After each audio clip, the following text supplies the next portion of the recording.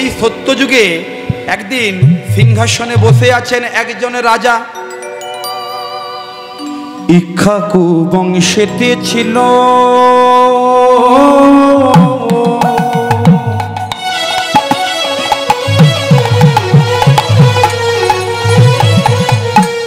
বীর বিক্রম রাজা।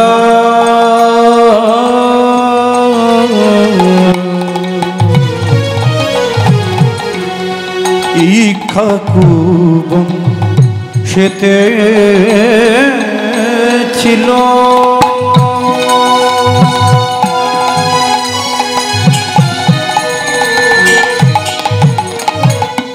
বীর বিক্রম রাজা।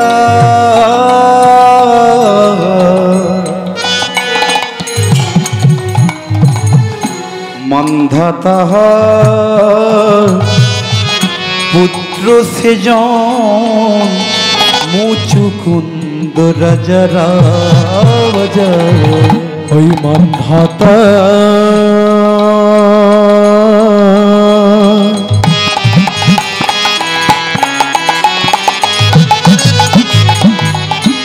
পুত্র সেজন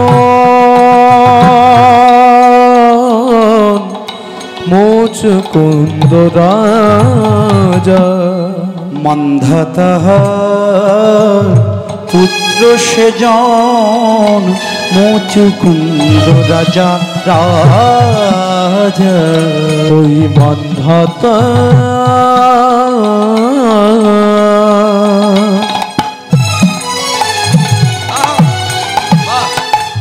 পুত্র সেজন সেজন মুচুকুন্দ রাজা। ভক্তমণ্ডলী, ভক্তিমতী মা, এখানে প্রশ্ন কি বললাম? ইক্ষ্বাকু বংশেতে ছিল বীর বিক্রম রাজা। এই ইক্ষ্বাকু বংশটা কোন বংশ? আরে হামিং হচ্ছে রে। ইক্ষ্বাকু বংশটা কোন বংশ মা? ভালো করে ভাবে বুঝে রাখুন। যে বংশের স্বয়ং রামচন্দ্র ত্রেতা যুগে জন্মগ্রহণ করেছিলেন। স্বয়ং ভগবান শ্রী রামচন্দ্র ত্রেতা যুগে যে বংশের অন্তর্গত, যে বংশে জন্মগ্রহণ করেছিলেন, সেই বংশের নাম হলো ইক্ষ্বাকু বংশ। আর এই ইক্ষ্বাকু বংশের সর্বপ্রাচীন রাজা, সর্বাধিক পুরানো রাজা, যার নাম হলো মান্ধাতা। কি বলছে? ইক্ষ্বাকু বংশেতে ছিল বীর বিক্রম রাজা, মান্ধাতার পুত্র সেজন মুচুকুন্দ রাজা।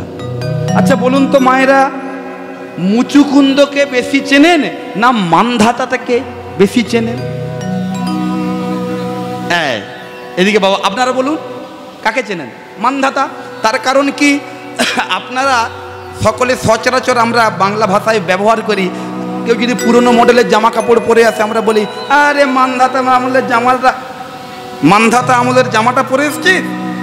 এই সেই মান্ধাতা আমলের ঘর, এই সেই মান্ধাতা আমলের ঘড়ি, আমরা কথায় ব্যবহার করি না মান্ধাতা। এইটা কেন ব্যবহার করি না? এই পৃথিবীর সর্বাধিক প্রাচীন পুরনো একজন রাজা, যার নাম ছিল মান্ধাতা। মান্ধাতার পুত্র সেজন মুচুকুন্দ রাজা। অসুরগণে নিধন করি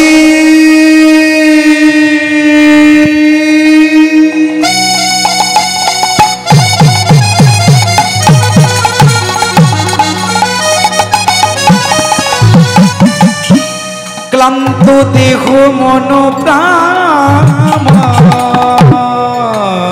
অসুরগণে করি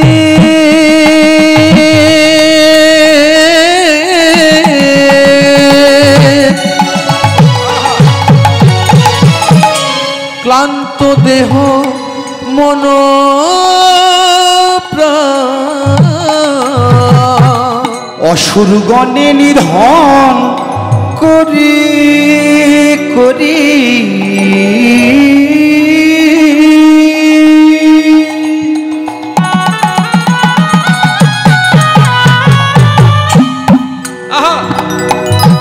ক্লান্ত দেহ মন প্রাণ।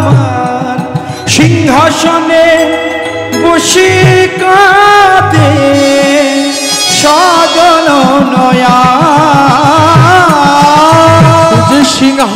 সিংহাসনে বসে কাঁদে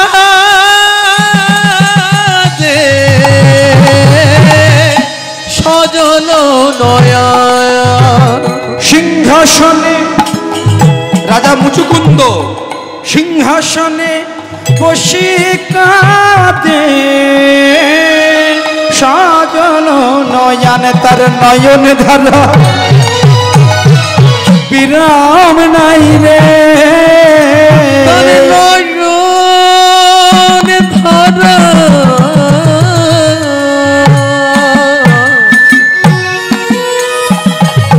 ধারার বিরাম নাই রে,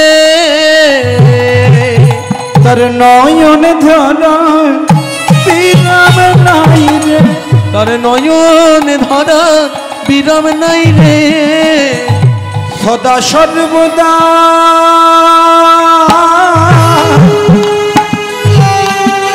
ভগবানে ডাকে, তার নয়ন ধারা বিরাম নাই রে, সদা সর্বদা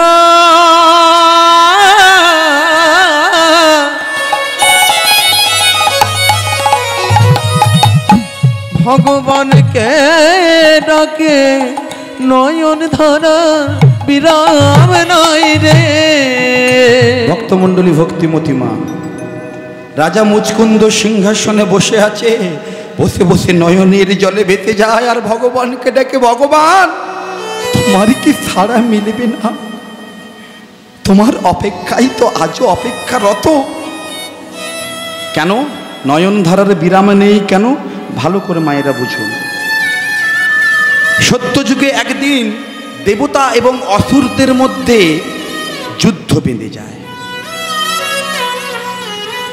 দেবতা এবং অসুরদের মধ্যে যখন তীব্র যুদ্ধ বাঁধে, যুদ্ধের ঘোষণা হয়, তখন মায়েরা আপনারা কে কে জানেন, হয়তো দু চারজন জানতে পারেন, দেবতাদের সেনাপতি কাকে বলা হয়? বাবা বলুন, দেব সেনাপতি কে? দেবতাদের সেনাপতিত্ব করে কে? হ্যাঁ বলুন বলুন, কে? ইন্দ্র? না, ইন্দ্র তো রাজা, ইন্দ্র রাজা। হ্যাঁ, এই মা আমার গোলাপি শাড়ি মা ঠিক বলেছেন। দেবতাদের সেনাপতি হলো কার্তিক ঠাকুর। এই কার্তিক ঠাকুরকে আমরা সকলেই জানি। দুর্গাপুজো যখন দেখতে যাই, কার্তিক ঠাকুর সাজানো থাকে। কার্তিক গণেশ একদিকে, লক্ষ্মী সরস্বতী একদিকে। এই কার্তিক ঠাকুরকে আমরা আরেকটা জানি যে কার্তিক, কারুর যদি, আপনাদের এখানে প্রচলন আছে কিনা জানি না, আমাদের পশ্চিমবঙ্গে প্রচলন আছে, কারুর যদি ছেলে পুলে না হয়, বাড়িতে কার্তিক ঠাকুর দিয়ে আসে, রাতের অন্ধকারে ঠাকুর বসিয়ে দিয়ে চলে আসে। আর সেই কার্তিক ঠাকুরের পুজো করলে বাড়িতে ছেলের আগমন ঘটে, সন্তান আসে, এই কার্তিক ঠাকুর। কিন্তু যখন দেবতা এবং অসুরদের মধ্যে যখন যুদ্ধের ঘোষণা হয়, তখন কার্তিকের জন্ম হয়নি। ভক্তমণ্ডলী ভক্তিমতী মা ভালো করে বুঝুন। যখন দেবতা এবং অসুরদের মধ্যে যুদ্ধ বেঁধে যাওয়ার ঘোষণা হয়ে যায় যে অমুক দিন আপনাদের সঙ্গে দেবতা এবং অসুরদের মধ্যে যুদ্ধ হবে, যুদ্ধ করতে গেলে যুদ্ধের সেনাপতি থাকা আবশ্যক, তাহলে তো যুদ্ধে জয়লাভ সম্ভব। কিন্তু তখনও পর্যন্ত দেব সেনাপতি কার্তিকের জন্ম হয়নি, জন্মই হয়নি। তাহলে যুদ্ধ কি করে হবে? যুদ্ধে দেবতারা জয়লাভ করবে কি করে? এই কথা চিন্তা করে অনন্ত শয্যায় শায়িত নারায়ণ গালে হাত দিয়ে, অনেকে ছবি হয়তো দেখেছেন, গালে হাত দিয়ে চোখ বন্ধ করে শুয়ে আছেন, আর স্বয়ং মাতা লক্ষ্মী পদসেবা করছেন। আহা, এমন সময় দেবতাগণ গেছেন। কতজন দেবতা? আমাদের হিন্দু ধর্মের কতজন দেবদেবী মায়েরা বলুন তো, বলুন কতজন দেবদেবতা আমাদের? 33 কোটি। মায়েরা কি বলেন? 33 কোটি দেবদেবতা তো আমাদের। আচ্ছা বলুন তো, 15 জনের অন্তত নাম বলুন। 33 কোটির দরকার নেই, 15-20 জনের নাম তো মনে থাকা উচিত। যেখানে 33 কোটি আমাদের দেবদেবতা, তাও বলা যাবে না, বলতে পারবেন না। আসলে এই 33 কোটি দেবদেবী আমাদের, এটা বেদ থেকে এসেছে, আমরা বেদে পাই। সেখানে লেখা আছে 33 কোটি দেবদেবতা আমাদের হিন্দু ধর্মের। কিন্তু 33টাকে বাংলায় বঙ্গানুবাদ করা হয়েছে। ওখানে যে কোটি, ওখানে তো সংস্কৃতে লেখা আছে কোটি। এই কোটি শব্দের বঙ্গানুবাদ করা হয়নি। মায়েরা ভালো করে, কোটি শব্দের সংস্কৃতে বলা হচ্ছে, কোটি শব্দের অর্থ হচ্ছে প্রকার। কোটি শব্দের অর্থ হচ্ছে প্রকার, প্রকারভেদ। আর সেটাকে বঙ্গানুবাদ করলে হয় কি 33 প্রকার বা 33 কহটি, কোটি কহটি। তাহলে আমাদের কতজন দেবদেবতা? 33 কোটি নয়, 33 কহটি। এইবারে হিসাবটা করুন, কতজন দেবদেবতা? 33 জন দেবদেবতার মধ্যে কে কতজন? একাদশ রুদ্র, দ্বাদশ আদিত্য। তাহলে একাদশ আর দ্বাদশ কত হলো? 23। অষ্ট বসু কত হলো? 31। আর অশ্বিনী কুমার দ্বয়, অশ্বিনী আর কুমার, এই হলো আমাদের 33 জন দেবদেবতা। 33 কোটি নয়, এই 33 জন দেবদেবতা মিলে অনন্ত শয্যায় শায়িত রয়েছেন। স্বয়ং বিষ্ণু নারায়ণ লক্ষ্মী পদসভা করছে, আর দেবদেবতাগণ গিয়ে ত্রাহিমাম ত্রাহিমাম বলে চিৎকার করে নারায়ণ অনন্ত শয্যায় ঘুমোচ্ছেন, তাকে জাগাচ্ছে। নমো নারায়ণ নমো, নমো নারায়ণ নমো, নমো নারায়ণ নমো, নমো নারায়ণ নমো, নমো নারায়ণ নমো, নমো নারায়ণ নমো, নমো নারায়ণ নমো, নমো নারায়ণ নমো। তুমি যে সৃজন, তুমি যে পালন, তুমি যে সংহারকারী, তুমি যে সংহারকারী। তুমি যে সৃজন, তুমি যে পালন, তুমি যে সংহারকারী, তুমি যে সংহারকারী। নমো নারায়ণ নমো নমো, নমো নারায়ণ নমো নমো, নমো নারায়ণ নমো নমো, নমো নারায়ণ নমো নমো, নমো নারায়ণ নমো, নমো নারায়ণ নমো, নমো নারায়ণ নমো, নমো নারায়ণ নমো। ত্রাহিমাম ত্রাহিমাম ত্রাহিমাম। সকলে নারায়ণের চরণে যখন প্রণাম জানিয়েছেন, অনন্ত শয্যায় শায়িত নারায়ণ বিষ্ণু নয়নে মেলে দেখলো 33 জন, 33 কোটি দেব দেবতা। কি ব্যাপার তোমরা এই অসময়ে আমার কাছে? প্রভু, দেবকুল আর বাঁচবে না প্রভু। দেবকুলকে যদি বাঁচাতে হয়, ইন্দ্রের সিংহাসন যদি বাঁচাতে হয়, কারণ রাজার পরাজয় মানে সমস্ত রাজ্যেরই পরাজয়, তাই নয়? রাজার যদি পরাজয় ঘটে, সমগ্র স্বর্গ রাজ্যেরই পরাজয় ঘটবে। ইন্দ্রের সিংহাসনে যদি আমরা বাঁচাতে না পারি প্রভু, আমাদের স্বর্গ রাজ্য আমাদের হাত থেকে চলে যাবে। তুমি ছাড়া গতি নেই, তুমি গতি, তুমি পরম গতি প্রভু। তুমি বলো আমরা কিভাবে বাঁচবো? আহা, বলে কি চাইছো তোমরা বলো? নারায়ণ বলছে কি চাইছো বলো আমাকে। বলে প্রভু, আমরা যে যুদ্ধ করব, যুদ্ধের ঘোষণা হয়ে গেছে। এই যুদ্ধ করতে গেলে যুদ্ধের সেনাপতির দরকার, তবেই যোগ্য সেনাপতি হলে তবে আমরা যুদ্ধতে জয় লাভ করব। কিন্তু যোগ্য সেনাপতি যদি আমরা না পাই, তাহলে আমরা যুদ্ধে কিভাবে জয়লাভ করব? তুমি ছাড়া গতি নেই।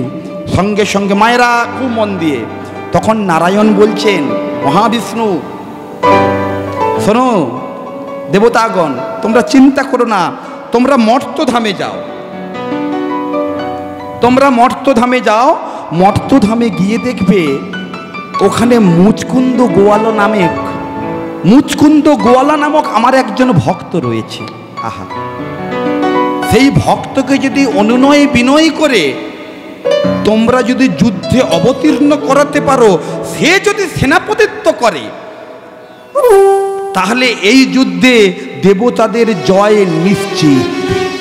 আহা, তখন দেবতাগণ বলছে সে যদি না যেতে চায়, বলে সে যদি না যেতে চায় বলবে তোমার আরাধ্য, আহা, তোমার আরাধ্য নারায়ণ আদেশ করেছেন যে তোমাকে এই যুদ্ধে অবতীর্ণ হতে হবে। ব্যাস, সমস্ত দেবতাগণ মর্তধামে এলেন। মর্তধামে এসে সিংহাসনে বসে আছেন রাজা মুচকুন্দ। রাজা মুচকুন্দের দরবারে ভিক্ষা চাইছেন। রাজা মুচকুন্দ, আপনাকে ভিক্ষা চাই। দেবতাদেরকে যদি জয় লাভ করতে হয়, দেবতাদের যদি জয় হতে হয়, তাহলে আপনার সেনাপতিত্ব আবশ্যক। আপনি আসুন, আমাদের দেবতাদের হয়ে যুদ্ধ করুন। আপনার ভগবান, আপনার আরাধ্য, সে আপনাকে আদেশ করেছে যে দেবতাদের পক্ষ হয়ে যুদ্ধ করতে। ভগবানের আদেশ ভক্ত ফেলবে? কি বলেন, ফেলবে? ফেলবে না। সঙ্গে সঙ্গে দেবতাদের হয়ে অসুরদের সঙ্গে তীব্র যুদ্ধ বেঁধে গেল। দেবতা এবং অসুরদের সঙ্গে যখন তীব্র যুদ্ধ বেঁধে যায়, যুদ্ধ হতে হতে হতে হতে সমস্ত সবাই পরাজিত হয়ে যাচ্ছে। সর্বশেষে রাজা মুচকুন্দ একাই সমগ্র অসুর কুলকে নিধন করে দেবতাদের জয় ছিনিয়ে আনল। দেবতারা জয় লাভ করেছে। মুচকুন্দ ফিরে এসেছে মর্তধামে। এমন সময় ওই সিংহাসনে, কিছু সময় পূর্বে বললাম না যে সিংহাসনে বসি কাঁদে সজল নায়ান। কতদিন যুদ্ধ করেছে? ১ বৎসর নয়, ১ বৎসর নয়, দীর্ঘ ১০,০০০ বৎসর যুদ্ধ করেছে দেবতাদের পক্ষ হয়ে। ১০,০০০ বৎসর যুদ্ধ করেছেন দেবতাদের পক্ষ হয়ে। যখন কার্তিকের জন্ম হলো, কার্তিক সেনাপতিত্ব নিল, তখনই সেনাপতির পদ থেকে বাতিল হয়ে নিজে অবসর নিয়ে সিংহাসনে বসে বসে, নিজের সিংহাসনে মর্তধামে বসে বসে ক্রন্দন করছেন। আহা, চোখের জলে ভেসে যায়। কিন্তু যার জন্য এই জয়, যার আদেশ লঙ্ঘন করেননি রাজা মুচকুন্দ, তিনি কি আর না এসে পারে?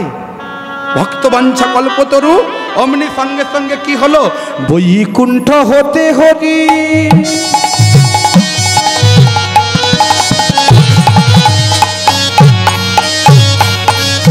মুচকুন্দের কাছে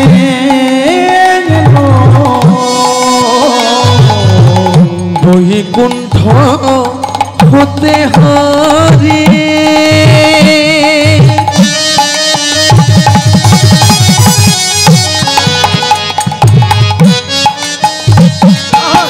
মুচকুন্দের কাছে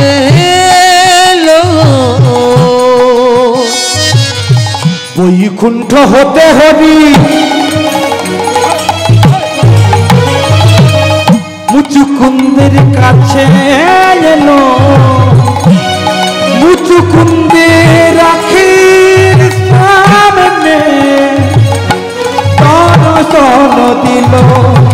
ওই মুচকুন্দে রাখি সামনে দর্শন দিল। মুচকুন্দের চোখের সামনে দর্শন দিল। মুচকুন্দের চোখের সামনে দর্শন দিল। ধন্য ধন্য ধন্য রাজা, ধন্য ধন্য ধন্য রাজা, ধন্য ধন্য ধন্য রাজা, ধন্য ধন্য ধন্য রাজা। মায়েরা, মুচকুন্দেরকে একবার জয়ধ্বনি দেওয়া যাবে? যার জন্য দেবতাকুল আজও বিরাজমান, দেবকুল বেঁচে আছে। সবাই মিলে বলুন, রাজা মুচকুন্দ কি? কি হলো এই রকমটা কেন? আমি বুঝি না তো মায়েরা। বগলে কিছু চেপে ধরা আছে? আমি বুঝি না। এই আজকে একটা ডোজ দেবো, আর যে 2 দিন আছে, আর এই ডোজের কাজ আর 2 দিন কাজ করবে। মায়েরা, এই আমি বাংলাদেশে অনেক কীর্তন করতে যাই, প্রচুর কীর্তন করি বাংলাদেশে। আর বাংলাদেশে আপনাদের এই দিকে কাঁথা গায়ে দেয় না, এই শীতের সময় যে কাঁথা গায়ে দেয়, হ্যাঁ, বাংলাদেশে এই কাঁথা সেলাই করার একটা বাড়ি বাড়িতে প্রচলন আছে, আপনাদের এদিকেও আছে। হ্যাঁ, আর বাংলাদেশে বিভিন্ন কালারিং সুতো দিয়ে সুন্দর করে কাঁথা সেলাই করে, অপূর্ব তাদের হাতের বুনন। এখন একজন মা আরেকজন তার মেয়েকে তার একটা ছেলের সঙ্গে বিয়ে দিয়েছে। তাহলে ছেলের মা আর মেয়ের মায়ের সম্পর্ক এখানে কি বলেন আপনারা? ছেলের মা আর মেয়ের মা কি সম্পর্কে দাঁড়ায়? কি বলেন? বিয়ান। বিহাই বলে ছেলেকে আর মেয়েকে বলে বিয়ান। এখন দুই বিয়ান মেয়ের বিয়ে দিয়ে দিয়েছে, ছেলের ঘরে চলে গেছে। ছেলের মা একদিন মনে করছে, মায়েরা খুব মন দিয়ে শুনুন এইদিকে, ছেলের মা মনে করছে একদিন যদি আমার মেয়ের বৌমার বাবার বাড়ি থেকে ঘুরে আসতাম বেশ ভালোই লাগতো। এমন কথা মনে করে ছেলের মা মেয়ের মা বিয়ানের বাড়িতে এসেছে। মেয়ের মায়ের বাড়িতে এসে দেখে মেয়ের মা বিয়ান ছাদের উপরে কাঁথা সেলাই করছে। রোদ পড়েছে, কাঁথা সেলাই করতে লেগেছে, রোদ পোয়াচ্ছে আর কাঁথাটাও সেলাই হচ্ছে।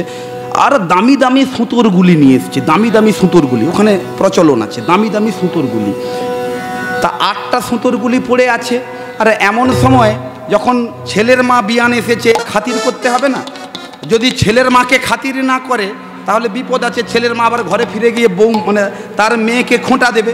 মেয়ের মা যারা তারা খুব কিন্তু যন্ত্রণায় থাকে বাবা। মেয়ের মা যারা খুব যন্ত্রণা, কিছু হলেই হাঁড়ি ফাটলো তো একদম চলে গেল মেয়ের ঘরে, এটা হয়।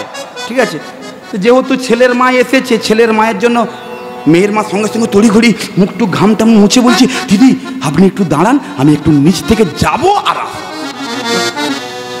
ছেলের মা দাঁড়িয়ে আছে। আর মেয়ের মা নিচে গিয়ে 1 গ্লাস শরবত নিয়ে এসেছে। শরবতটা বিয়ানের হাতে দিয়েই বিয়ান শরবত খাচ্ছে, নিচে কাঁথার দিকে তাকিয়ে দেখে চক্ষু তো ছানা বড়া। সর্বনাশ, এত দামি দামি সুতোর গুলি, 8টা সুতোর গুলি এক্ষুনি দেখে গেলাম, এখন 7টা কেন? এখানে আর তো কেউ নেই, ছাদে আর কেউ আছে? এক্ষুনি 8টা রেখে গেলাম, একটা গেল কোথায়? কিন্তু প্ল্যান খাটাচ্ছে মেয়ের মা, বুদ্ধি খাটাচ্ছে, বুদ্ধি চাই। বলে আমি যদি ডাইরেক্ট বলি যে দিদি তুমি কি সুতোর গুলি নিয়েছো, আর যদি স্বীকার না করে তাহলে তো বিপদ আছে, তাহলে বিপদ আছে না? এখন হাতে ছেলের মায়ের তো কোনো ব্যাগ ট্যাগও নেই, ব্যাগ ট্যাগে খালি হাতেই এসছে। এখন কায়দায় একটু ময়দা ভেজে দিতে হবে। কায়দায় ময়দা ভাজা কেমন? 1 কিলো ময়দায় জল দিলে 3 কিলো পরোটা হয়। কিন্তু এই কায়দায় ময়দাটা ভাজলেই কিন্তু পরোটার ওজন বাড়ে। তাহলে কায়দায় একটু ময়দাটা ভেজে দেওয়া যাক। বসতে বলছে মেয়ের মা বলে, দিদি মুখটা বাঁকিয়ে, দিদি সংসারে আর ভালো লাগে না। বলে কেন দিদি? বলে আমার তো একটাই মেয়ে, বিয়ে দিয়ে দিয়েছি, তোমার ঘরে চলে গেছে। বাবা আচ্ছা ঠিক আছে, হ্যাঁ বিয়ে দিয়ে দিয়েছি, তোমার ঘরে চলে গেছে, আমি তো ঘরে একা, আর তোমার বিয়াইও তো ঘরে থাকে না, বাইরে কাজ করে, আমার আর ভালো লাগে না। আমার মনে হয় কি জানো, শেষ জীবনটা যে কটা দিন বাঁচবো বৃন্দাবনে গিয়ে ভজন সাধন করে কাটিয়ে দেব। কি বলেন বাবু? যে কটা দিন বাঁচবো বৃন্দাবনে গিয়ে ভজন। এইবারে কিছু মানুষ আছে জানবেন বাবা, তালে তাল দেয়। মানে কেউ যদি পাশে বলে গরু আকাশে উড়িতেছে, দেখা যাচ্ছে, মানে এরকম কিছু মানুষ আছে, পাখি মাটিতে চড়িতেছে, দেখা, মানে এরকম তালে তাল দেওয়া কিছু মানুষ আছে। এইবারে এই দিদি ভাই মানে এই বিয়ানও ছিল, ছেলের মাও ছিল, কিন্তু এই তালে তাল দেওয়া মানুষ। যেই না মেয়ের মা বলেছে আমি শেষ জীবনটা বৃন্দাবনে গিয়ে কাটিয়ে দেবো, ছেলের মা তখন বলে ঠিক বলেছো দিদি, আমারও ভাল লাগে না, আমার ছেলেটাকেও বিয়ে করিয়ে দিয়েছি, আমিও তোমার সঙ্গে চলে যাব, বৃন্দাবনে গিয়ে ভজন করব। এই দেখেছেন মা, এই একটা সুযোগ পাওয়া গেছে। মেয়ের মা বলে এই সুযোগ, তালে যখন তাল দিয়েছে তাহলে ওকে নাচতেই হবে, তালে তাল দিয়েছে মানে নাচতে হবে না? হ্যাঁ, এইবার বলছে দিদি বৃন্দাবনে যেতে গেলে কিছু নিয়ম কানুন আছে।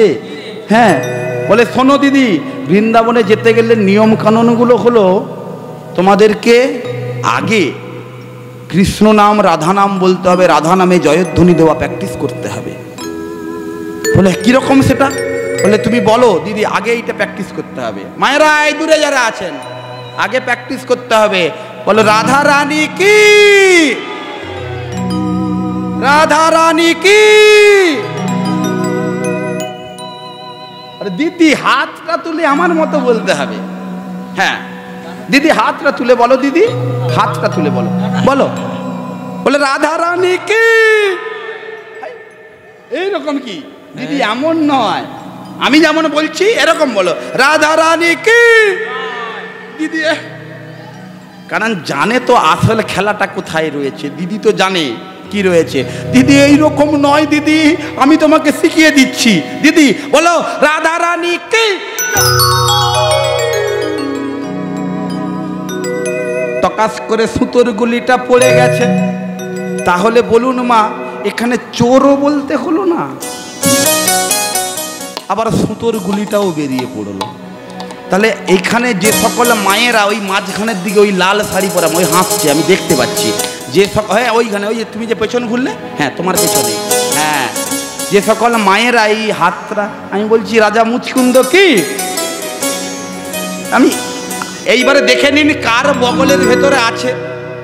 যদি আপনারা বগলের ভিতরে কিছু চেপে ধরে থাকেন আমার কিছু বলার নেই, যদি চাপা না থাকে তাহলে বেশ করে বলুন রাজা মুচকুন্দ কি। জয়ধ্বনি কই, রাজা মুচকুন্দ কি, রাজা মুচকুন্দ কি, রাজা মুচকুন্দ কি। ধন্য ধন্য ধন্য রাজা, ধন্য ধন্য রাজা, ধন্য ধন্য ধন্য রাজা, ধন্য ধন্য ধন্য রাজা, ধন্য তোমার প্রবল ক্ষমতা, ধন্য ধন্য ধন্য রাজা, ধন্য তোমার প্রবল ক্ষমতা, ধন্য ধন্য ধন্য রাজা, রূপ গুণের নাহি তুলনা, ধন্য তোমার প্রবল ক্ষমতা, তোমার প্রবল ক্ষমতা, রূপ গুণের নাই তুলনা। ধন্য ধন্য ধন্য রাজা, ধন্য ধন্য ধন্য রাজা। সিংহাসনে বসে রয়েছেন রাজা মুচকুন্দ, যার তপস্যা করছে, যার আরাধনা সদা সর্বদা করে। আর সেই ভগবান যখন চোখের সামনে এসে দাঁড়িয়েছে, বলো মুচকুন্দ তোমার কর্মে, তোমার জন্য আজকে দেবকুল বেঁচে গেছে, তোমার জন্য আজকে দেবতারা যুদ্ধে বিজয় লাভ করেছে, বলো কি চাও। এইবার বলুন মায়েরা, ভগবান যদি হঠাৎ আপনাদের সামনে এসে দাঁড়িয়ে বলে বলো ভক্ত কি চাও, বলতে পারবেন?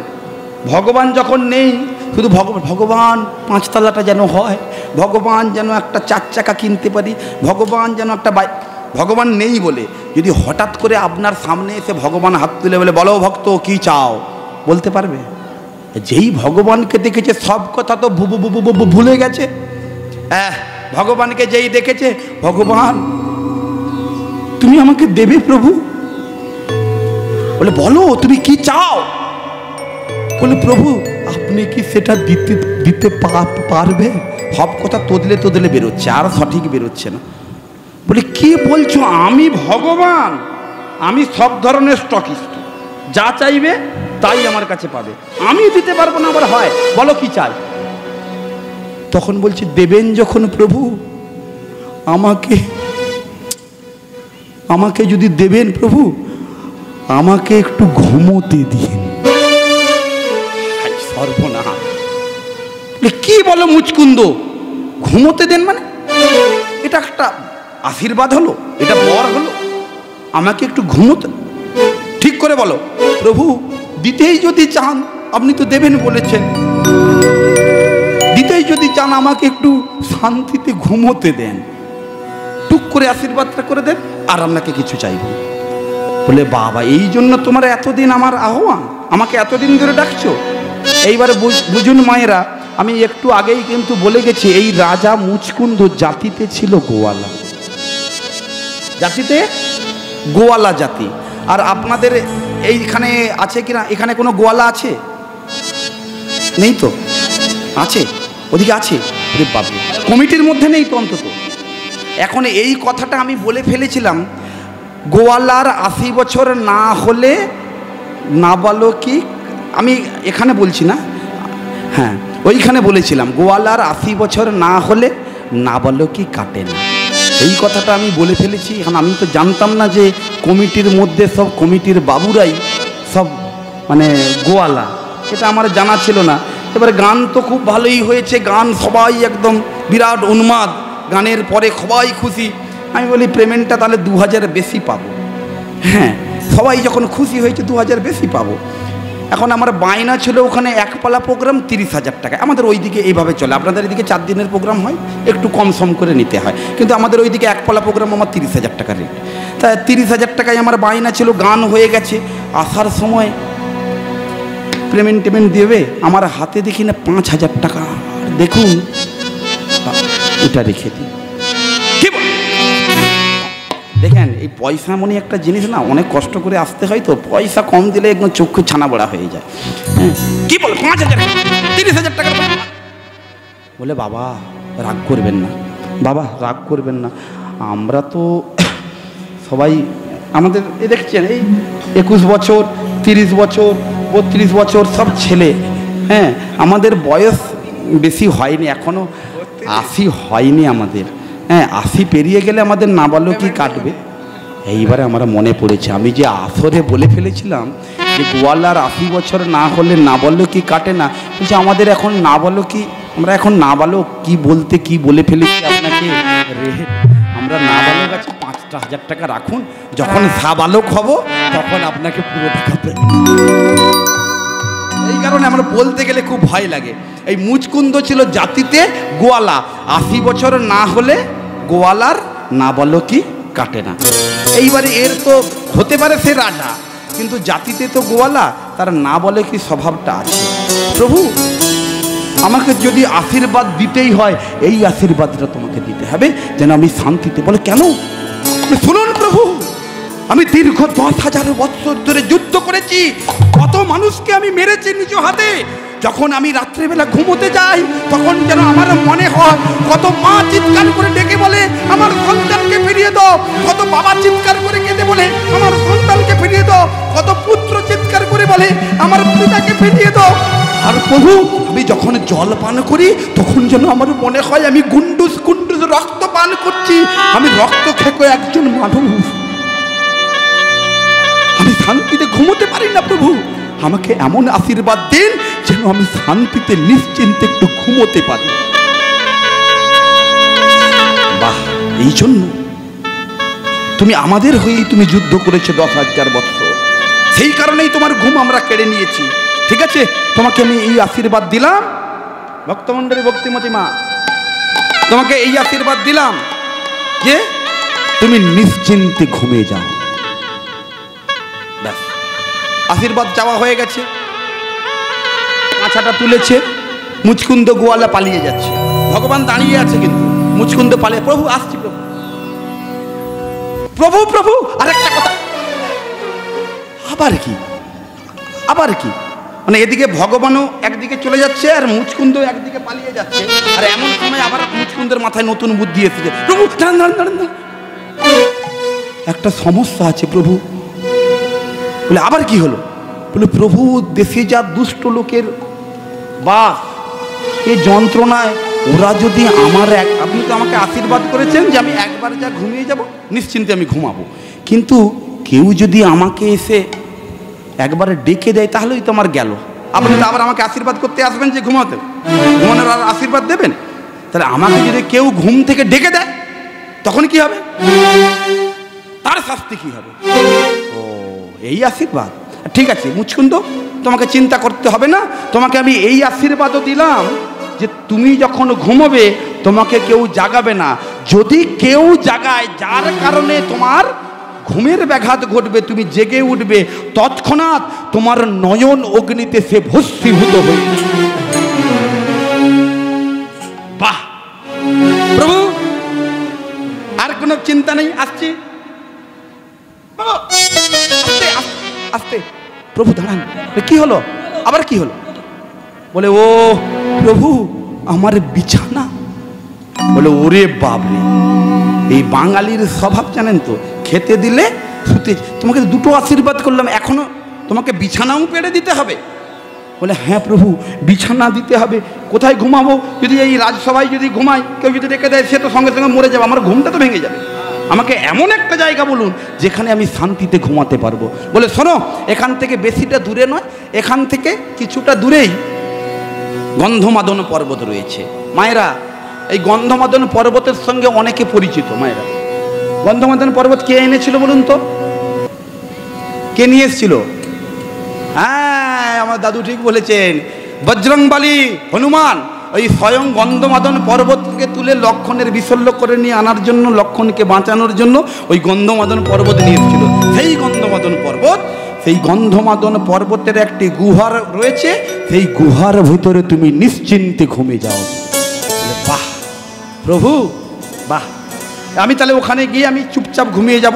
বলে হ্যাঁ তুমি চলো, তুমি ওখানে ঘুমাবে আর আমি চাদর ঢাকা দিয়ে দেবো, তুমি চলো। এই বেরিয়ে যাচ্ছে, ঘুমের সময় আবার ফিরে এসে। প্রভু আরেকটা কথা, প্রভু আমি তো ঘুমিয়ে যাব, দেখুন ভক্তমণ্ডলী, ভক্তিমতী মা, আমি তো ঘুমিয়ে যাব, কিন্তু তোমার যে কৃপা আমি কোনোদিন ভুলবো না, তোমার কৃপা আমি কোনোদিন ভুলবো না প্রভু। সেই কারণে আমি তোমার আরাধনা করে আরেকবার প্রণাম জানাতে চাই। তুমি যদি ভগবান ভক্তেরই প্রাণ, কেন তবে দুঃখ নাও দয়া, কেন তবে দুঃখ নাও। তুমি যদি ভগবান ভক্তেরই প্রাণ, কেন তবে কেন তবে দুঃখ দাও। তুমি যদি ভগবান ভক্তেরই প্রাণ, কেন তবে দুঃখ দাও দয়া, কেন তবে দুঃখ দাও। তুমি যদি ভগবান ভক্তেরই প্রাণ, কেন তবে দুঃখ দাও দয়া, কেন তবে দুঃখ দাও। ভগবান, ভগবান তবে তুমি যখন সেই এসে দেখা দিলে প্রভু, কেন এত কষ্ট দিলে? এতদিন পরে কেন এলে? কিছুদিন আগে কেন এলে না প্রভু? প্রভু আরেকটা কথা বলবো প্রভু, প্রণাম জানিয়ে বলছি। বলে বলো আর কি চাই? আচ্ছা বলুন তো মায়েরা, কজন হিসাব রেখেছেন ভগবানের কাছে কটা আশীর্বাদ এই পর্যন্ত নিল? হ্যাঁ কি কি? হ্যাঁ এই তো ঠিক হিসাব রেখেছে। কি কি বলুন তো? প্রথমে হচ্ছে ঘুমের, তারপরে হচ্ছে কেউ যদি জাগিয়ে দেয়, তারপরে হচ্ছে বিছানা পেরে দিতে হবে। এই তিনটে আশীর্বাদ। প্রভু আরেকটা আশীর্বাদ টুক করে করে দিন না প্রভু। আবার কি আশীর্বাদ? বলে প্রভু আমি যদি ঘুমিয়ে যাই আমার তো একটা কাজ হবে না। বলে কি কাজ হবে না? বলে আমি যদি ঘুমিয়ে যাই আমার তো গুরু মন্ত্র জপ হবে না। ঘুমিয়ে গেলে গুরু মন্ত্র জপ হবে না? হ্যাঁ তাই তো ঠিক। কি বলেন মায়ের, ঘুমিয়ে গেলে গুরু মন্ত্র জপ হয় না? বলে ঠিক আছে আমি তোমাকে এ আশীর্বাদও করছি, আমি তোমাকে এই আশীর্বাদও করছি যে ঘুমিয়ে যাবে তুমি, তোমার নয়ন ঘুমাবে কিন্তু বদন জাগবে। গোবিন্দম আদি পুরুষোত্তম, তঙ্গে প্রণমামি চ নন্দসুত। গোবিন্দ আদি পুরুষোত্তম, তঙ্গে প্রণমামি চ নন্দসুত। গোবিন্দম আদি পুরুষোত্তম, তঙ্গে প্রণমামি চ নন্দসুত। গোবিন্দ আদি পুরুষোত্তম, তঙ্গে প্রণমামি চ নন্দসুত। গোবিন্দম আদি পুরুষোত্তম, তঙ্গে প্রণমামি চ নন্দসুত। গোবিন্দ আদি পুরুষোত্তম, তঙ্গে প্রণমামি চ নন্দসুত। গোবিন্দম আদি পুরুষোত্তম, তঙ্গে প্রণমামি চ নন্দসুত। গোবিন্দ আদি পুরুষোত্তম, তঙ্গে প্রণমামি চ নন্দসুত। গোবিন্দ হরে গোপাল হরে, কেশব মাধব শ্যাম হরে। হরে গোপাল হরে, কেশব মাধব শ্যাম হরে। ভক্তমণ্ডলী হাতগুলো। গোবিন্দ হরে গোপাল হরে, কেশব কেশব মাধব শ্যাম হরে গোবিন্দ হরে গোপাল হরে কেশব মাধব শ্যাম হরে। আজকে মুচকুন্দর গোয়ালা ভগবানের নাম গাইছে, আপনারা গাইবেন না নারায়ণের নাম? গাইবেন না? আমার সঙ্গে এই দুটো লাইন, গোবিন্দ হরে গোপাল হরে কেশব মাধব শ্যাম হরে, সবাই বলবেন আমার সঙ্গে, এই বাজাবে না কেউ। গোবিন্দ হরে গোপাল হরে কেশব মাধব শ্যাম হরে।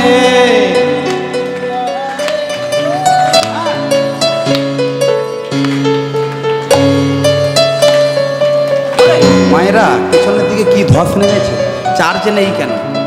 হাতগুলো লাগান। হ্যাঁ, কার মুখে গান, সুরে গান, সুরে হোক বেসুরে হোক ভগবানকে ডাকছেন, ভগবান আসবে। গোবিন্দ হরে গোপাল হরে কেশব মাধব শ্যাম হরে।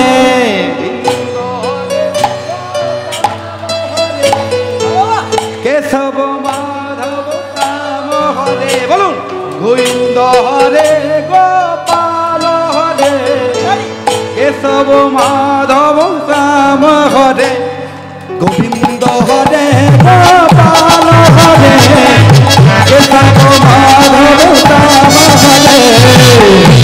হরে গোপাল হরে কেশব মাধব শ্যাম হরে।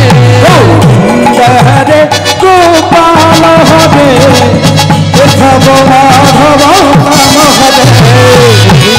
হরে গোপাল হরে কেশব মাধব শ্যাম হরে। গোবিন্দ হরে গোপাল হরে কেশব মাধব শ্যাম হরে। হরে গোপাল হরে কেশব মাধব শ্যাম হরে।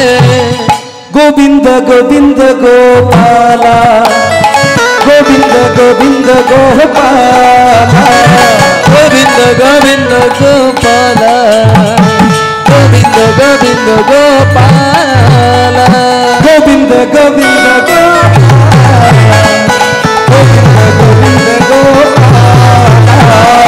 গোবিন্দ গোবিন্দ গোপাল গোবিন্দ গোবিন্দ গোপাল। গোবিন্দ হরে গোপাল হরে কেশব মাধব শ্যাম হরে। গোবিন্দ হরে গোপাল হরে কেশব মাধব শ্যাম হরে।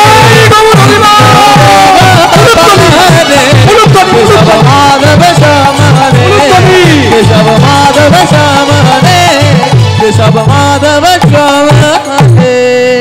বেশ বেশ প্রভু, আপনারা আরাধনা করলাম, আপনি আমাকে আশীর্বাদও দিলেন। গুরুমন্ত্র কি বলল? নয়ন ঘুমাবে বদন জাগবে। এই বলে মুচকুন্দ আবার চলে যাচ্ছে, আবার পিছনে ফিরে এসেছে। বলে আবার কি হলো? বলে, প্রভু আহা হা হা, এইখানে খুব গভীর তত্ত্ব রয়েছে। আনন্দ হলো, হাসিও থাকবে কান্নাও থাকবে। এইখানে খুব গভীর তত্ত্ব রয়েছে। মা বলছে, প্রভু আমি তো গুরু মন্ত্র ভুলে গেছি। দীর্ঘ 10,000 বৎসর যুদ্ধ করতে করতে আমি গুরু মন্ত্রটা তো ভুলে গেছি প্রভু। সে কি কথা, গুরু মন্ত্র ভুলে গেছো? ঠিক আছে, চিন্তা করো না, গুরু মন্ত্র ভুলে গেছো। আবার একজন আমি বলে দেবো, তুমি মর্ততে আছো, আমি একজন ভালো গুরুর সন্ধান দিচ্ছি, তুমি সেই গুরুদেবের কাছে গিয়ে গুরু মন্ত্র নিয়ে নাও, তাহলে তোমার আবার মনে থাকবে, সেই নাম তুমি জপ করবে, ঘুমাবে নয়ন ঘুমাবে বদন জাগবে, আর সেই গুরু মন্ত্রটা জপ হবে। প্রভু গুরু আমি কোথায় পাবো? তুমি হয়তো বলে দিলে যে ওই গুরুর কাছে, সেই গুরু যদি ভালো না হয়। ভক্তমণ্ডলী, ভক্তিমতী মা, খুব গুরুত্বপূর্ণ একটি কথা, এ জগতে গুরু হওয়ার চেষ্টা করে অনেকে। খুব মন দিয়ে শুনবেন কথাটা, গুরু হওয়ার চেষ্টা করে অনেকে, কিন্তু গুরু হতে গেলে নিজের গুরুর দায়িত্বটা পালন করতে হয়। গুরু মিলে লাখে লাখে, চেলা না মিলে এক।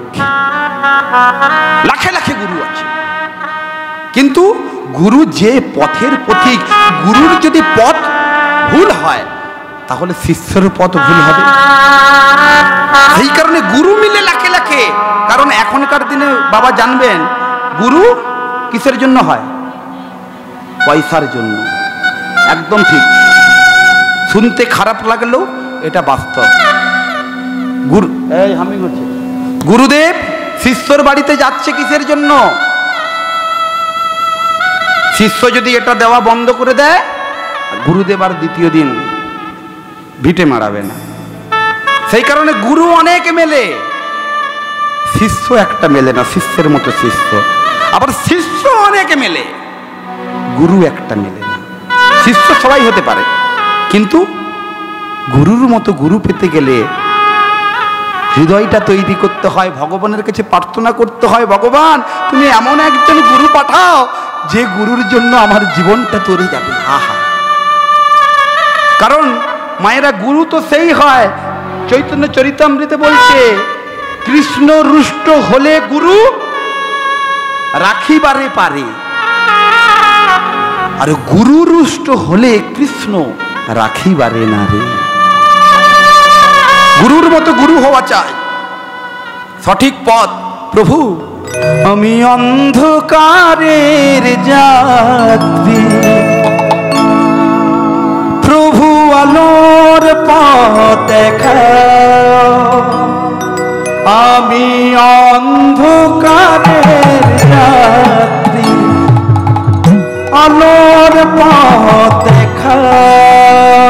আমি অন্ধকারের যাত্রী, প্রভু আলোর পথ দেখাও। আমি অন্ধকারের যাত্রী, প্রভু আলোর পথ দেখাও। আমি অন্ধকারের যাত্রী, প্রভু আলোর পথ দেখাও। ভক্তমন্ডলী, ভক্তিমতী মা, রাজা মুচকুন্দ চতুর্ভুজধারী নারায়ণের সামনে নত জানু মস্তকে বসে আছে চরণের তলায়, আর প্রভুকে বলছে, প্রভু আমি অন্ধকারের যাত্রী, প্রভু আলোর পথ দেখাও। আমি অন্ধকারের যাত্রী, প্রভু আলোর পথ দেখাও। তোমার রাজা চরণ তলে নাও মরে টেনে নাও। আমার রাঙা চরণ তলে নাও মোরে টেনে নাও। তোমার রাজা চরণ তলে নাও মরে টেনে নাও। অন্ধকারের যাত্রী, প্রভু আলোর পথ দেখাও। আমি অন্ধকারের যাত্রী, প্রভু আলোর পথ দেখাও। ভবসাগর তারনা কারণ হে, গুরুদেব দয়া করো দীন জনে। ভবতারণ কারণ কারণ হে, গুরুদেব দয়া করো দীন জনে। আমি অন্ধকারের যাত্রী, প্রভু আলোর পথ দেখাও। আমি অন্ধকারের যাত্রী, প্রভু আলোর পথ দেখাও। আমি অন্ধকারের যাত্রী, প্রভু আলোর পথ দেখাও। তুমি ছাড়া আমাকে আলোর পথ দেখাবে কে? প্রভু আমি গুরু পেয়ে গেছি। হ্যাঁ মায়েরা খুব মন দিয়ে শুনুন, তুমি ছাড়া আমাকে আলোর পথ দেখাবে কে? প্রভু নিচের দিকে তাকিয়ে বলছে, অভিনয়টা দেখুন। প্রভু আমি গুরু পেয়ে গেছি। ভগবান চতুর্ভুজধারী নারায়ণ অবাক, কি বলছো? এখানে আমি আর তুমি ছাড়া তো আর কেউ নেই, এখানে আমি আর তুমি ছাড়া এখানে আর কেউ নেই। তুমি বলছো তুমি গুরু পেয়ে গেছো, কি করে পেলে? সম্মুখে যার জগৎ গুরু তুমি কৃষ্ণ কল্পতরু, সম্মুখে যার জগৎ গুরু তুমি কৃষ্ণ কল্পতরু, সম্মুখে যার জগৎ গুরু তুমি কৃষ্ণ কল্পতরু, সম্মুখে যার জগৎ গুরু তুমি কৃষ্ণ কল্পতরু।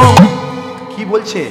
সম্মুখে যার জগৎ গুরু তুমি কৃষ্ণ কল্পতরু, তার কি গুরু অভাব হতে পারে? তার কি গুরু অভাব হতে পারে? তার কি গুরু অভাব হতে পারে? তার কি গুরু অভাব হতে পারে? দাও দাও আমায় দীক্ষা দাও হে, দাও দাও আমার দীক্ষা দাও হে, দাও দাও আমায় দীক্ষা দাও হে, দাও দাও আমায় দীক্ষা দাও হে। তুমি তো জগত গুরু, দাও দাও আমায় দীক্ষা দাও হে। তুমি গুরু কল্পতরু, দাও দাও আমায় দীক্ষা দাও হে। তুমি হলে জগৎ গুরু, তুমি হলে আমার গুরু, তুমি হলে জগৎ গুরু, তুমি হলে আমার গুরু, তুমি হলে জগৎ গুরু। দাও দাও আমায় দীক্ষা দাও হে, দাও দাও আমায় দীক্ষা দাও হে। বাহ, কাকে ধরেছে গুরু? গুরু কাকে মেনেছে? প্রভু তুমি যখন আমার সামনে রয়েছো, দীক্ষা যদি দিতেই হয় আজকে ভগবানকেই দীক্ষা দিতে হবে, ভক্তকে। ভগবান নিজে, ভক্তমণ্ডলী ভক্তিমতী মা, ভগবান বলছে শোনো মুচকুন্দ, আমি ভেবেছিলাম জাতিতে তুমি গোয়ালা, তুমি বোকা। যতটা বোকা ভেবেছিলাম তুমি ততটা বোকা নয়, তুমি শেষ পর্যন্ত আমাকেই গুরু বানিয়ে ফেললে। বেশ, তোমার মনোবাঞ্ছা অর্থাৎ ভক্তের মনোবাঞ্ছা পূর্ণ করার দায়িত্ব ভগবানের, কারণ তার আরেক নাম বাঞ্ছা কল্পতরু। ভক্ত যা বাঞ্ছা করে ভগবান তা পূর্ণ করতে বাধ্য। শোনো মুচকুন্দ, আজকে তোমার নয়নের জলে, আজ থেকে আমি তোমার নয়নের জলে আমি তোমাকেই দীক্ষা দিলাম। তোমার নয়নের জল দেখে ভগবান ভক্ত কাঁদছে, ভগবানের কাছে দীক্ষা নেবে, ভগবান না দিয়ে পারে। শোনো আজ থেকে তোমাকে আমি দীক্ষা দেব। মায়েরা গুরু মন্ত্র প্রদান হবে, সকলে মিলে উলুধ্বনি একটু জোরসে করুন।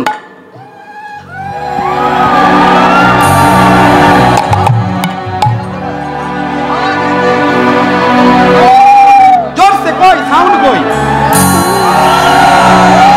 আজ থেকে তোর করলে, আজ থেকে তোর করলে মন্ত্র কইলাম প্রদান, মন্ত্র কইলাম প্রদান।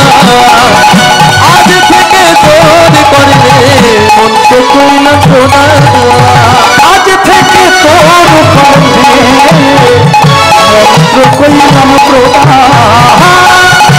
আজ থেকে তোর করলে মন্ত্র কইলাম প্রদান। সারা করে সরনাম হবে বিদমা, সদাক্ষণে সরনাম হবে বিধবা, সরক্ষণে সরনাম হবে বিদমা, সদাক্ষণে সরনাম হবে বিধবা।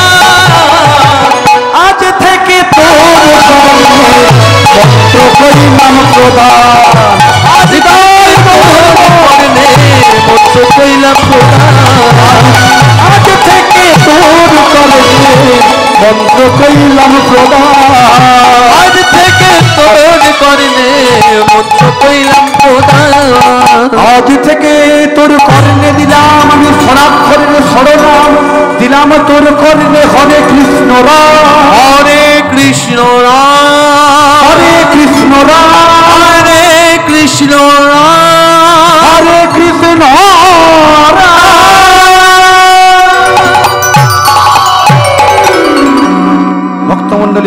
ভক্তিমতী মা, ষড়াক্ষরে ষড়নাম। কি নাম? হরে কৃষ্ণ রাম। মুচকুন্দ আজকে গুরুচরণ আশ্রয় করেছে। আজকে ভগবান দুটো ভ্যাকসিন দিয়ে দিল। কি? একটা হলো গুরুদেবের সঙ্গ, এমন আশীর্বাদ দিল, গুরুদেবের সঙ্গ, ভগবানের সঙ্গ পেল। আরেকটা কি? কর্ণে দিল হরিনাম। ভগবান এমন দুটো ভ্যাকসিন দিয়েছে যে ভ্যাকসিনের জন্য আজকে মুচকুন্দ উদ্ধার পাবে। ভক্তমণ্ডলী, ভক্তিমতী মা, দেখুন আমরা এই জগতের প্রত্যেকটা জাগতিক জীব, এই জগতের, এইদিকে মা, এই জগতের প্রত্যেকটা জাগতিক জীব, আমাদের উচিত সাধু সঙ্গ আর হরিনাম করা।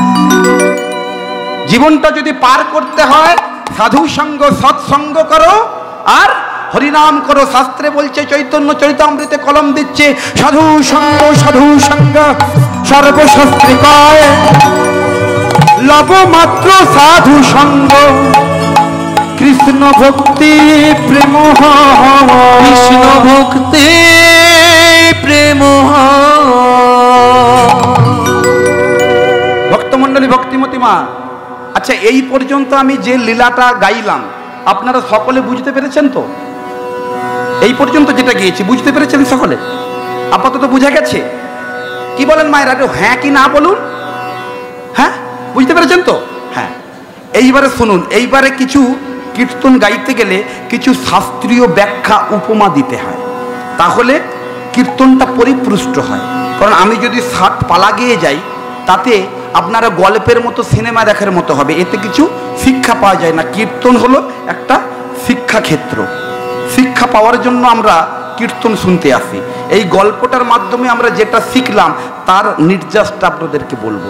সাধু সঙ্গ সর্বশাস্ত্রে কয়, আর লব মাত্র সাধু সঙ্গ সর্বসিদ্ধি হয়। কারণ আজকে মুচকুন্দ সাধু সঙ্গ পেয়েছে, ভক্ত সঙ্গ পেয়েছে, কর্ণে হরিনাম দীক্ষা নাম পেয়েছে, গুরু সঙ্গ পেয়েছে। এটার জন্য চৈতন্য চরিতামৃতে বলেছেন সাধু সঙ্গ। জীবনে যদি বাঁচতে হয় সাধু সঙ্গ করো আর হরিনাম করো। সমস্ত কর্মের মধ্যে, গতকালকে আমি বলেছিলাম না, সারাদিনে যাই কর্ম করুন একটা সময় ভগবানের জন্য দিন, বলেছিলাম কালকে, মনে আছে? সারাদিনে সমস্ত কর্ম করুন, সেটা 10 মিনিট হোক, 5 মিনিট হোক, ওই সময়টা কিন্তু অন্য কারুর নয়, অন্য কোনো চিন্তা নয়, অন্য কোনো ভাবনা নয়। 5 মিনিট হোক ভগবানকে, ওইটুকু সময় ভগবানকে ডাকুন। যতটা সময় আপনারা নির্ধারণ করবেন।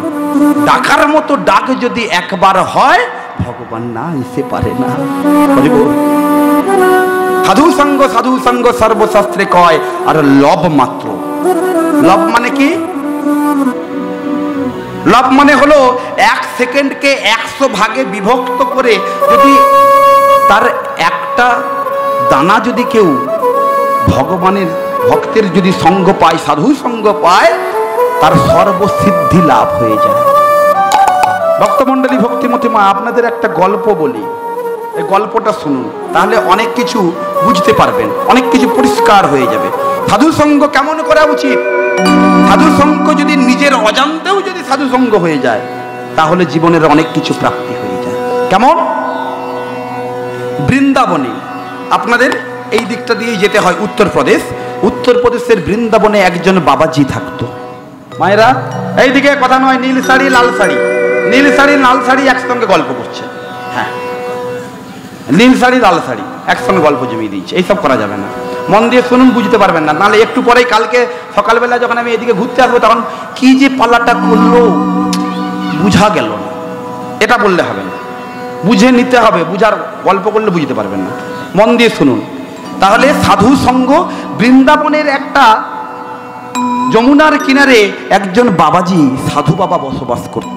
আর আপনারা জানেন বাবা, কিছু কিছু মানুষ রয়েছে, কিছু কিছু সাধু রয়েছে যারা হলেন বাকসিদ্ধ পুরুষ, এখনো রয়েছে বৃন্দাবনে। প্রমাণ প্রেমানন্দ বাবাজির কাছে চলে যান, প্রেমানন্দ বাবাজি যান, ওখানে গিয়ে দেখবেন 10 ঘন্টা 12 ঘন্টা লাইন দিয়ে প্রেমানন্দ বাবাজিকে দেখার জন্য, একবার প্রণাম করার জন্য 12 ঘন্টা 14 ঘন্টা পর্যন্ত লাইন পড়ে।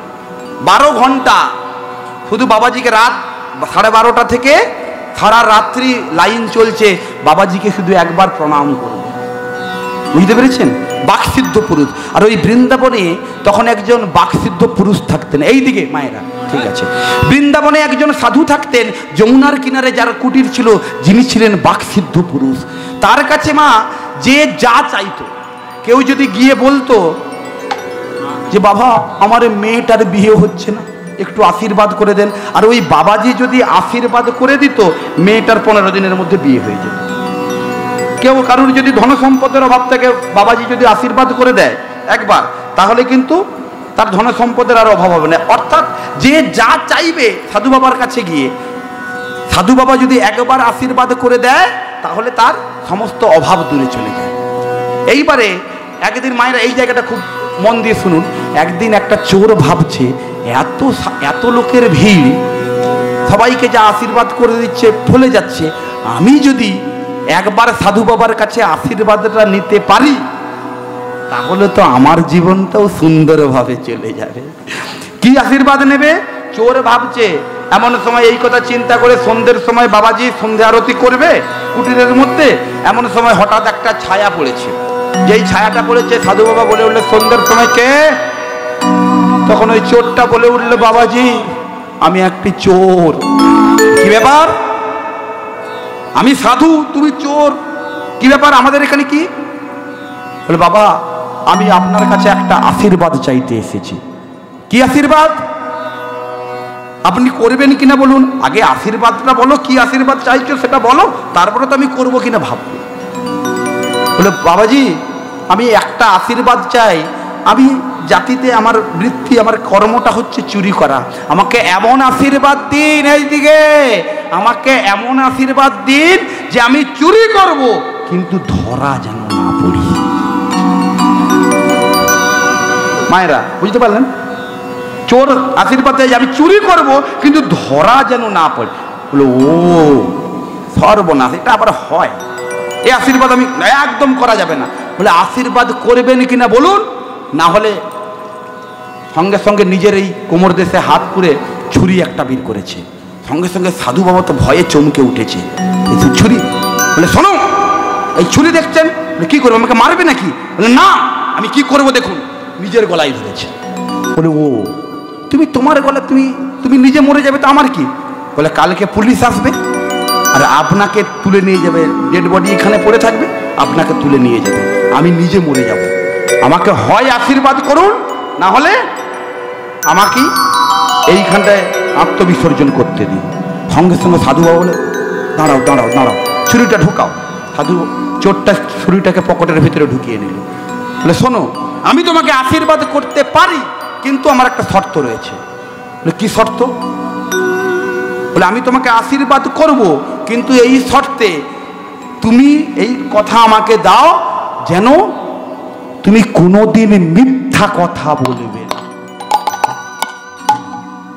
সর্বনাশ, চোরের তো মাথা ঘুরে গেছে। বলে, আমি চুরি করব আর মিথ্যা কথা বলবো না, আমি তো মার খেয়ে মরে যাব। কি বলেন? চুরি করব মিথ্যা কথা বলবেন, এটা বললে হয়? এইবারে আবার চোরের মাথায় বুদ্ধি খুলেছে। মায়েরা, চোরের মাথায় বুদ্ধি খুলেছে।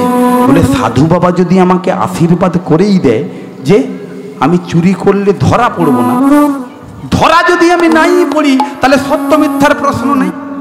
কি বলেন মায়েরা? ধরা যদি আমি না পড়ি, তাহলে সত্য মিথ্যার কি আছে? অসুবিধা আছে? ঠিক আছে সাধু বাবা, এ মনে মনে ভেবে নিয়েছে। অমনি হাত তুলে বলছে, ঠিক আছে সাধু বাবা, আমি আপনার কাছে প্রতিজ্ঞাবদ্ধ হলাম যে আমি কোনোদিন মিথ্যা কথা বলবো না। বেশ, আমিও তোমাকে আশীর্বাদ করছি, তুমি চুরি করবে কিন্তু তুমি ধরা পড়বে না। তাহলে আশীর্বাদ পাওয়া হয়ে গেল। চোর এইবারে বুক তো 5 হাত।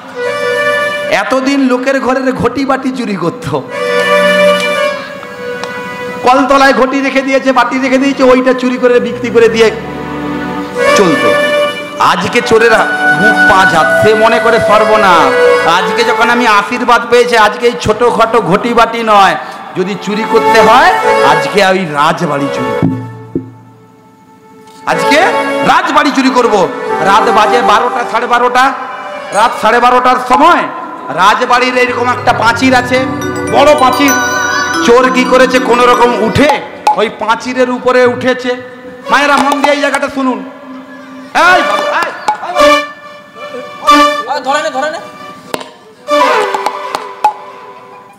রাত 12টার সময় চোর পাঁচিরের উপরে ওঠে। যেই রাজবাড়ির ভেতরে লাভ দিতে গেছে অমনি একজন কে কে বলে চিৎকার করে উঠেছে। চোর মনে ভাবে সর্বনাশ, কি সাধু বাবার আশীর্বাদ রে, এই সাধু বাবার আশীর্বাদ করলে ধরা পড়বো না। আমি প্রথম দিনেই চুরি করতে গিয়ে ধরা পড়ে গেলাম। এইবারে যখন কে কে বলে চিৎকার করে উঠেছে, তাহলে এর কর্তব্য কি? কি কথা দিয়েছিল? সত্যি বলবে না মিথ্যা বলবে? সত্যি কথা বলবে। এইবারে বলে, আমি একটা চোর। কি বাবা, তুমি এখানে কি? আমি চুরি করতে এসেছি। এইবারে ওই চোরটা জিজ্ঞাসা করছে, যার ঘাড়ের উপরে পড়েছে, তাকে জিজ্ঞাসা করছে তুমি কি? সে তখন বলে, আমিও চোর, আমিও চোর। বলে বেশ, তাহলে তো কোনো চিন্তা নেই, চোরে চোরে মানুষ তো ভাই। শোনো, এবার কথার জোর বেড়ে গেছে।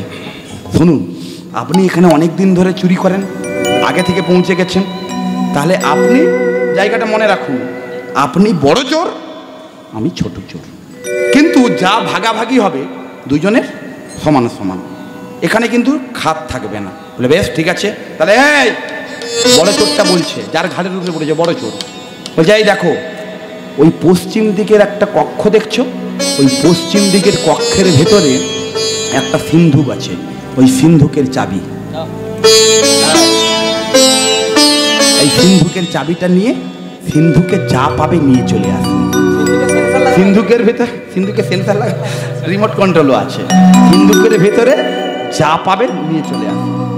এইবারে চোরটা গেল, ছোট চোর, যে সাধু বাবার আশীর্বাদ প্রাপ্ত ছোট চোর গেল, গিয়ে তালা খুলে দেখে চক্ষু ছানা বড়া, সর্বনাশ। ই আবার কি হবে? সিন্ধুকটা খুলে দেখে তিনটা মোহর। চোর মনে করে সর্বনাশ, যদি তিনটা নিয়ে যাই ভাগাভাগিতে সমস্যা হবে, একটা ভেঙে ফেললে কি হবে? ধরুন এই যে আমি একটা মুক্তা পরে আছি, এটাকে যে দুজন মিলে যদি বলে আমি ভাগাভাগি করবো, এটা ভেঙে ফেললে এর কোনো দাম থাকবে? তাহলে এর থেকে একটা নিয়ে, দুটো নিয়ে নিই, একটা পড়ে থাকবে, দুটো নিয়ে নেবো, ও একটা নেবে, আমি একটা নেবো।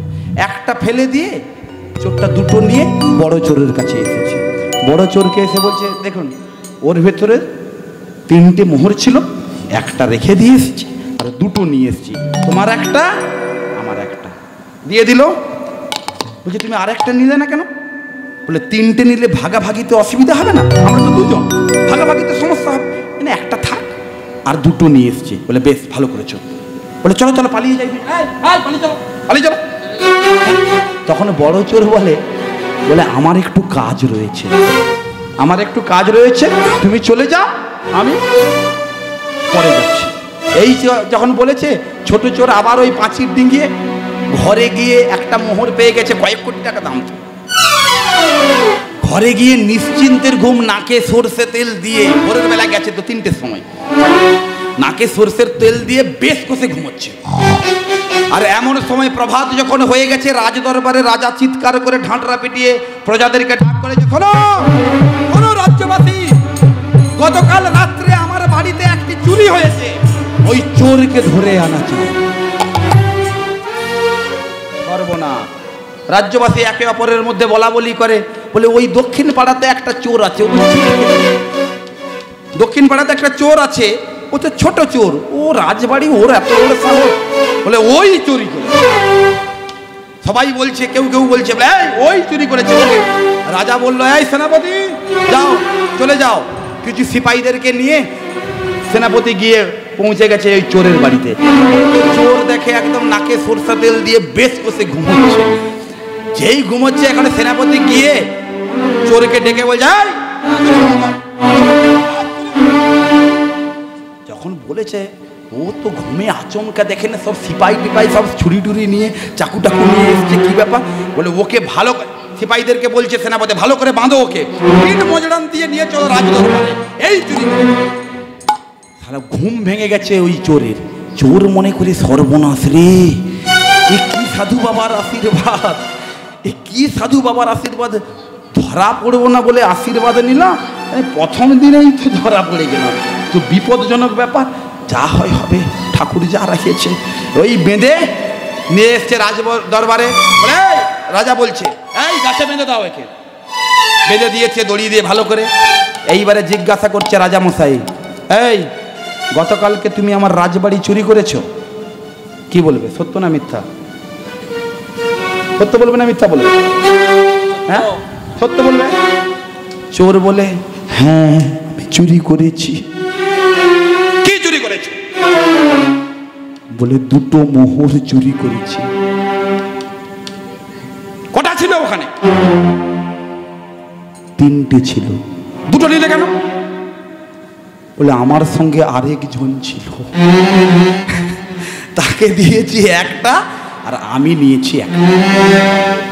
তাহলে নিশ্চয় আরেকটা ওখানে রয়েছে। হ্যাঁ রাজামশাই একটা ওখানে রয়েছে। মন্ত্রীবর, মন্ত্রী যাও ওই সিন্ধুকটা সার্চ করে গিয়ে দেখো ওর মধ্যে আরেকটা মোহর আছে কিনা, তাহলে ওর কথা বিশ্বাস করবো। মন্ত্রী ছুটে চলে গেছে। মায়েরা মন্ত্রী ছুটে গিয়ে সিন্ধুকটা খুলেই মন্ত্রীর চোখ ছানা বড়া বড় বড় হয়েছে। ওরে বাবা, চোরেও সত্যি কথা বলে। হ্যাঁ হ্যাঁ, এই যে একটা মোহর এটা আমার, এটা আমার। এই একটা মোহর পকেটে নিয়ে এসে রাজামশাইয়ের কাছে এসে বলছে, রাজামশাই চোরের কথা কখনো বিশ্বাস করা যায়? ও চুরি করেছে, ও একটা রাখে, চোর তো সব কটাই নিয়ে চলে গেছে, রাখেনি। মন্ত্রী এসে যেই না বলেছে, সঙ্গে সঙ্গে রাজামশাই সেনাপতিকে ডাকলেন আস্তে করে, এই সেনাপতি শোনো তো। সেনাপতি পাশে এসছে, এই চোরটাকে বাঁধাটা খুলে দাও, চোরের বাঁধাটা খুলে দাও। এই মন্ত্রীকে বাঁধাই। মন্ত্রী তো থতমত, কি ব্যাপার? সেনাপতি ওর পকেটটা সার্চ করো। যেই না ওর পকেটটা সার্চ করেছে, ওর পকেট থেকে একটা মোহর বেরিয়ে পড়েছে। রাজামশাই হাসতে হাসতে বলে, শোনো প্রজাগণ, এতদিনে বুঝলাম চোরকে বিশ্বাস করা যায়, কিন্তু আমার নিজের পোষা মন্ত্রীকে বিশ্বাস করা যায়। শোনো রাজ্যবাসী, গতকালকে এই চোরটি যখন চুরি করতে এসেছিল, মায়েরা খুব ইন্টারেস্টিং জায়গা, গতকালকে এই চোরটা যখন চুরি করতে এসেছিল, ও পাঁচির ডিঙিয়ে যার ঘাড়ের উপরে পড়েছিল সে ছিলাম আমি নিজেই। মানে বড় চোর যার নাম দিয়েছিলাম আমি, যে বড় চোর যার ঘাড়ের উপরে লাফ দিয়ে পড়েছিল, কে কে বলে চিৎকার করেছিল, সে বলছে, রাজামশাই বলছে সেইটা ছিলাম আমি নিজেই।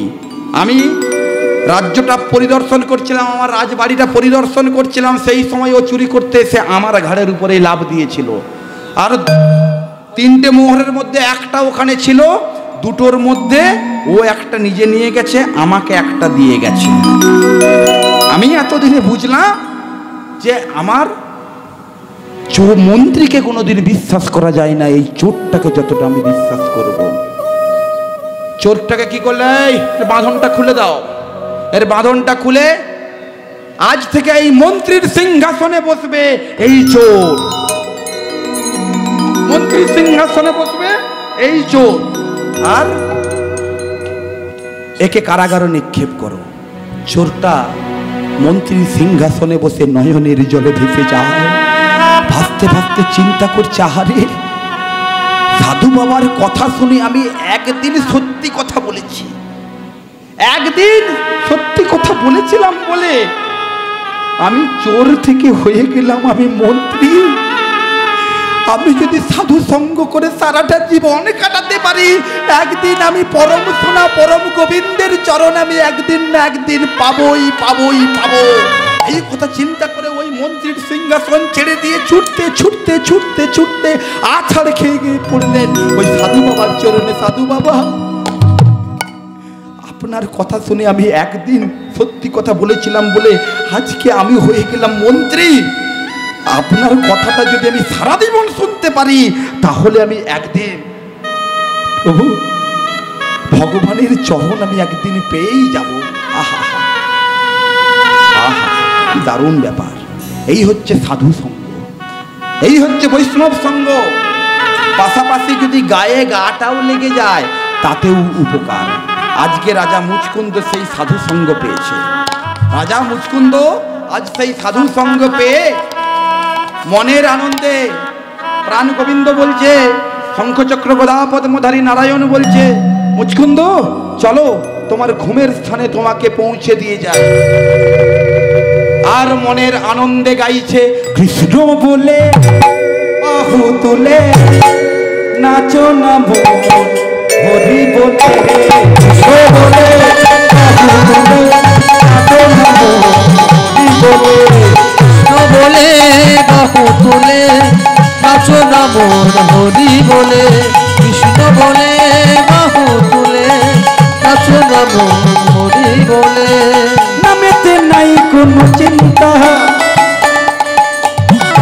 নামেতে নাই কোনো ভাবনা, নামেতে নাই কোনো চিন্তা, নামেতে নাই কোনো ভাবনা, নামেতে নাই কোনো চিন্তা, নামেতে নাই কোনো ভাবনা, নামেতে নাই কোনো চিন্তা, নামেতে নাই কোনো ভাবনা। অনুভবে এই নাম গাই, অনুভবে এই নাম গাই, চলো না কৃষ্ণ কৃষ্ণ না।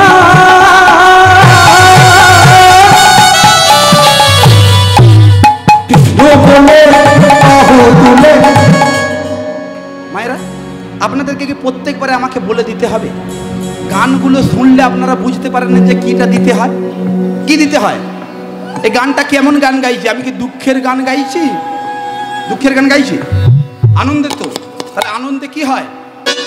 হাতগুলো দেখি প্রেম সে বলেন, কৃষ্ণ বলে বাহু তুলে নাচো না মোর হরি বলে, কৃষ্ণ বলে বাহু তুলে নাচো না মন হরি বলে, কৃষ্ণ বলে বাহু তুলে নাচো না মোর হরি বলে, কৃষ্ণ বলে বাহু তুলে নাচো না মন হরি বলে।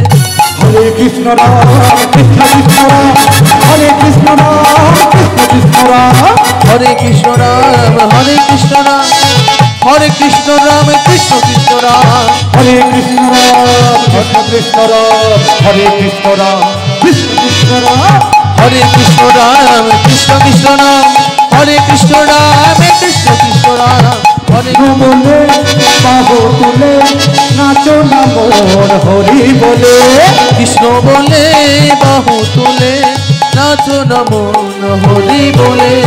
ভক্তমণ্ডলী ভক্তিমতী মা, খুব মজাদার জায়গা আসছে। এইবারে ঘুমাচ্ছে, কি আশীর্বাদ পেয়েছিল তো ঘুমানোর? হ্যাঁ, এইবারে কতদিন ঘুমাচ্ছে শুনুন। মা সত্যযুগের আয়ু কত বৎসর শুনুন, 17,96,000 বৎসর। বুঝতে পেরেছেন? ত্রেতা যুগের আয়ু কত?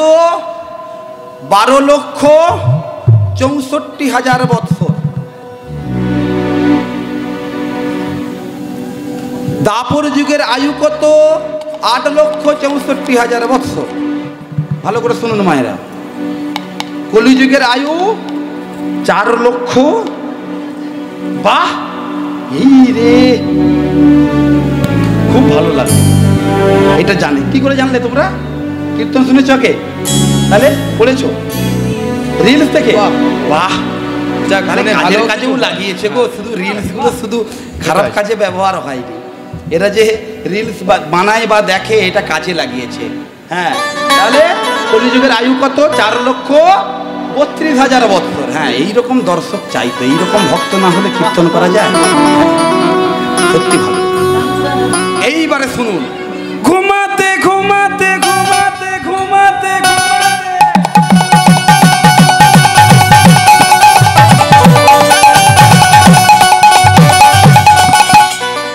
ঘুমাতে ঘুমাতে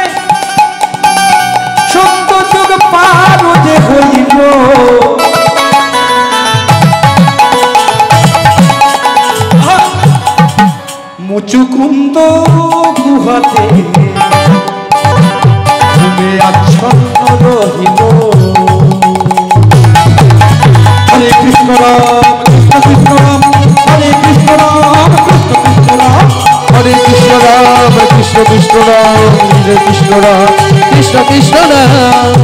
ভক্তমণ্ডলী ভক্তিমতী মা ঘুমোচ্ছে, সত্যযুগ ঘুমোচ্ছে। আর মুখে কি হবে? মুখে গুরুমন্ত্র জপ হবে। আর ঘুমিয়েই আছে। ঘুমাতে ঘুমাতে ঘুমাতে ঘুমাতে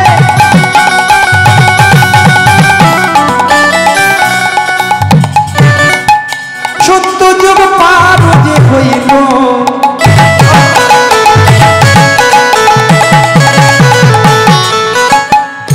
মুচুকুন্দ গুহাতে ঘুমে আচ্ছন্ন রহিল।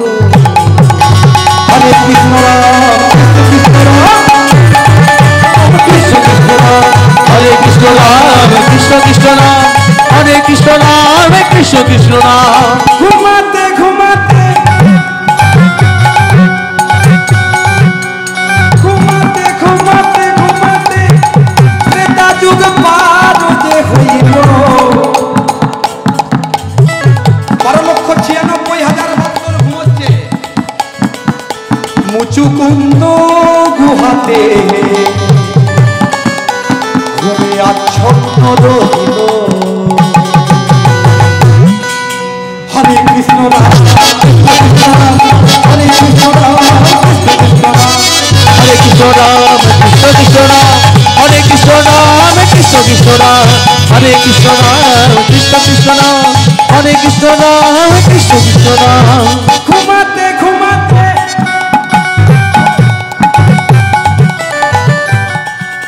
ঘুমাতে ঘুমাতে তারপর যুগে এসে গেছে। সত্যযুগ চলে গেছে, ত্রেতা চলে গেছে, তারপর যুগ। ঘুমাতে ঘুমাতে ঘুমাতে ঘুমাতে তারপর যুগের মধ্যে আইল।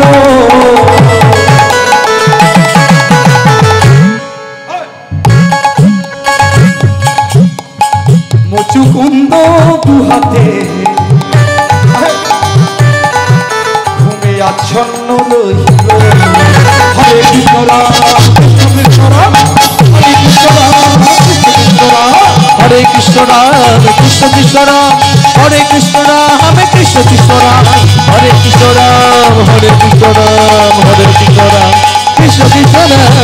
হরে কৃষ্ণ রাম কৃষ্ণ রাম হরে কৃষ্ণ রাম কৃষ্ণ কৃষ্ণ রাম হরে কৃষ্ণ রাম কৃষ্ণ কৃষ্ণ রাম হরে কৃষ্ণ রাম কৃষ্ণ কৃষ্ণ রাম হরে কৃষ্ণ রাম কৃষ্ণ কৃষ্ণ রাম হরে কৃষ্ণ রাম কৃষ্ণ কৃষ্ণ রাম। ভক্তমণ্ডলী ভক্তিমতী মা, আমি লীলার প্রথমে আপনাদেরকে একটা কথা বলেছিলাম যে সত্যযুগের কাহিনী কিভাবে কলিযুগে এসে সমাপন হবে, সেই কাহিনীটি আমি বলেছিলাম না। দেখুন আস্তে আস্তে দাপর যুগের মধ্যতে এলো। দাপর যুগের মধ্যভাগে যখন এসে পৌঁছেছে তখন দন্তবক্র শিশুপালের মধ্যে যুদ্ধ বেঁধে গেছে। দাপর যুগের মধ্যভাগে দন্তবক্র শিশুপালের মধ্যে যুদ্ধ বেঁধে গেছে। এইবারে এই জায়গার গল্পটা একটু ভালো করে বুঝার চেষ্টা করুন, নাহলে আবার বুঝতে পারবেন না। আমাকে বুঝিয়ে বুঝিয়ে বলতে হবে আপনাদেরকে।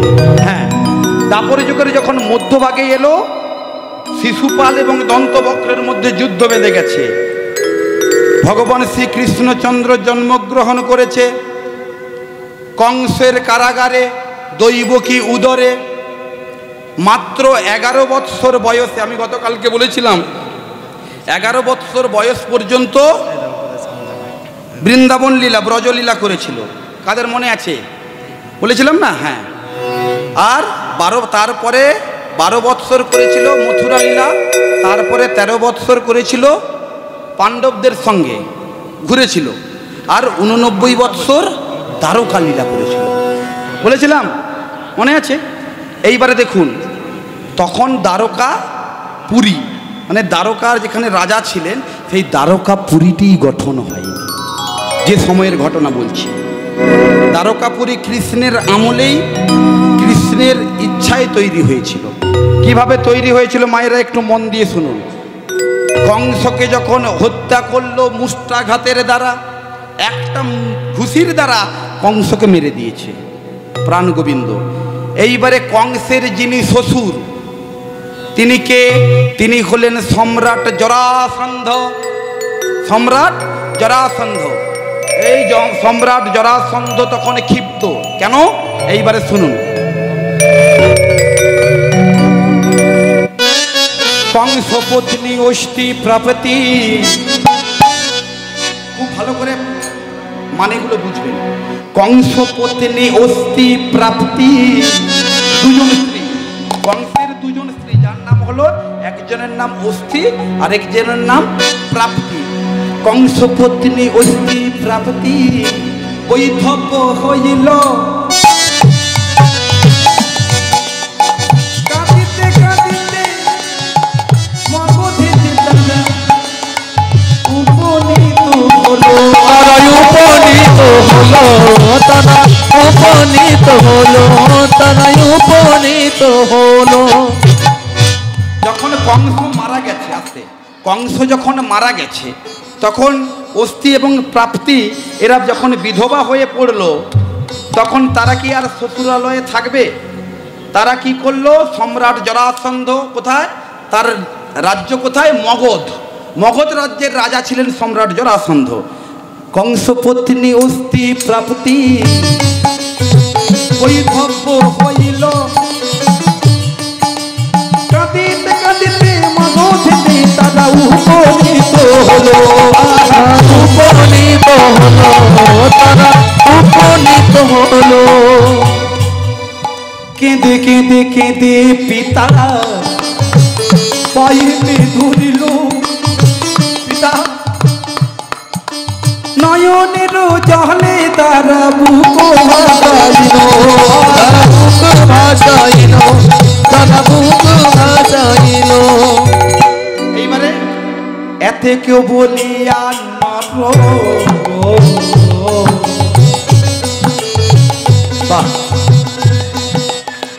এতে কো বলিয়া, এতে কো বলিয়া, এতে কো বলিয়া নারদ, হ্যাঁ, চলিতে লাগিল। আমার মুখ না দেখতে পেলেও অসুবিধা নেই, গানটা মন দিয়ে শুনুন। হরি বল। এতে কো বলিয়া নারদ চলিতে লাগিল, কাল যবনের কাছে আসি উপনীত হলো, উপনীত হলো, উপনীত হলো। প্রণাম জানাই কহে ওহে নরপতি, আমার বন্ধু জরাসন্ধের কি হলো দুর্গতি, কি হইল দুর্গতি। আচ্ছা মায়েরা, আমি গানের মধ্যে বললাম, তাহলে এই কালযবনকে আর জরাসন্ধকে এদের সম্পর্কটা কি? এদের সম্পর্কটা কি? এত, হ্যাঁ বলুন। হ্যাঁ, মগধের রাজা হলো জরাসন্ধ, আর জরাসন্ধের পরে কি হলো? নারদ গেল কালযবনের কাছে। কালযবনকে প্রণাম জানিয়ে বলছে, তোমার বন্ধু জরাসন্ধের কি হলো দুর্গতি। তাহলে জরাসন্ধ আর কালযবনের সম্পর্কটা বন্ধুত্বের সম্পর্ক।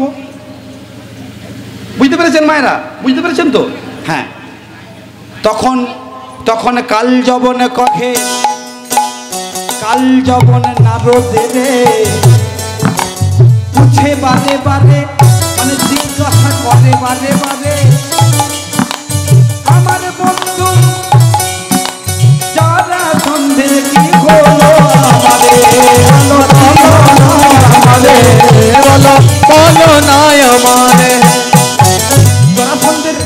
জরাসন্ধের কি হয়েছে বলো, আমার কাছে বলো। তখন নারদ বলছে, কংস মৃত্যুর প্রতিশোধে, আস্তে আস্তে 18 বার যুদ্ধ যে হইল, কতবার? মৃত্যুর প্রতিশোধ নেওয়ার জন্য কংসের শ্বশুরের নাম হলো জরাসন্ধ, যেহেতু অস্থি প্রাপ্তির বাবা।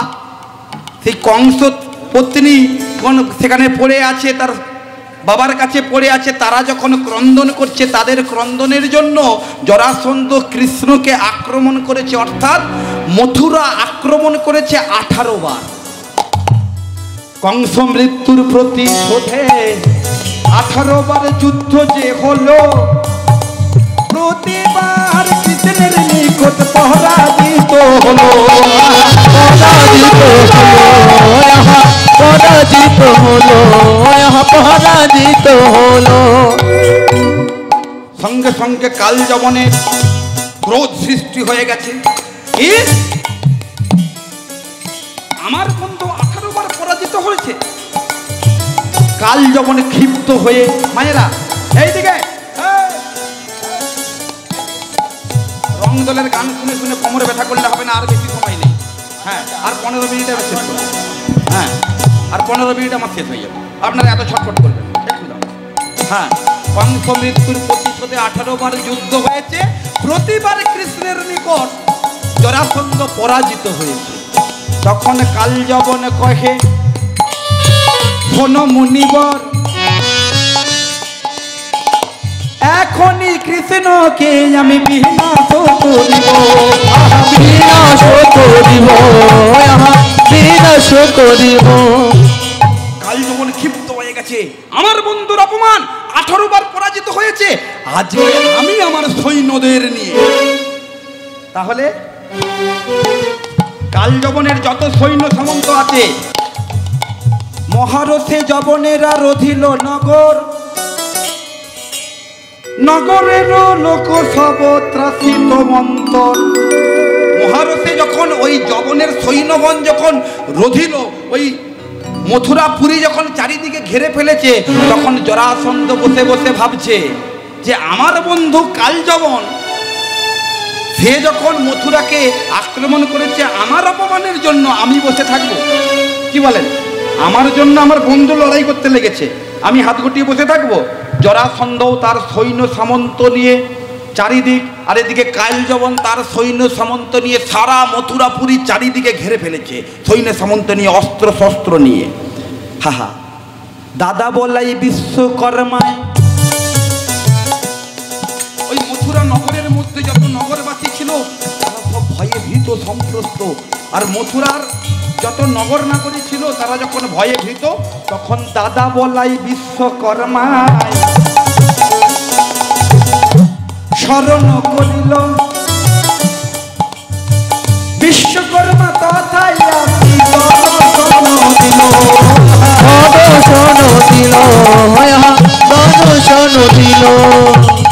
ভক্তমণ্ডলী, ভক্তিমতী মা, আপনারা কীর্তন শুনেছেন, এর আগেও অনেক কীর্তনীয়ার কীর্তন শুনেছেন।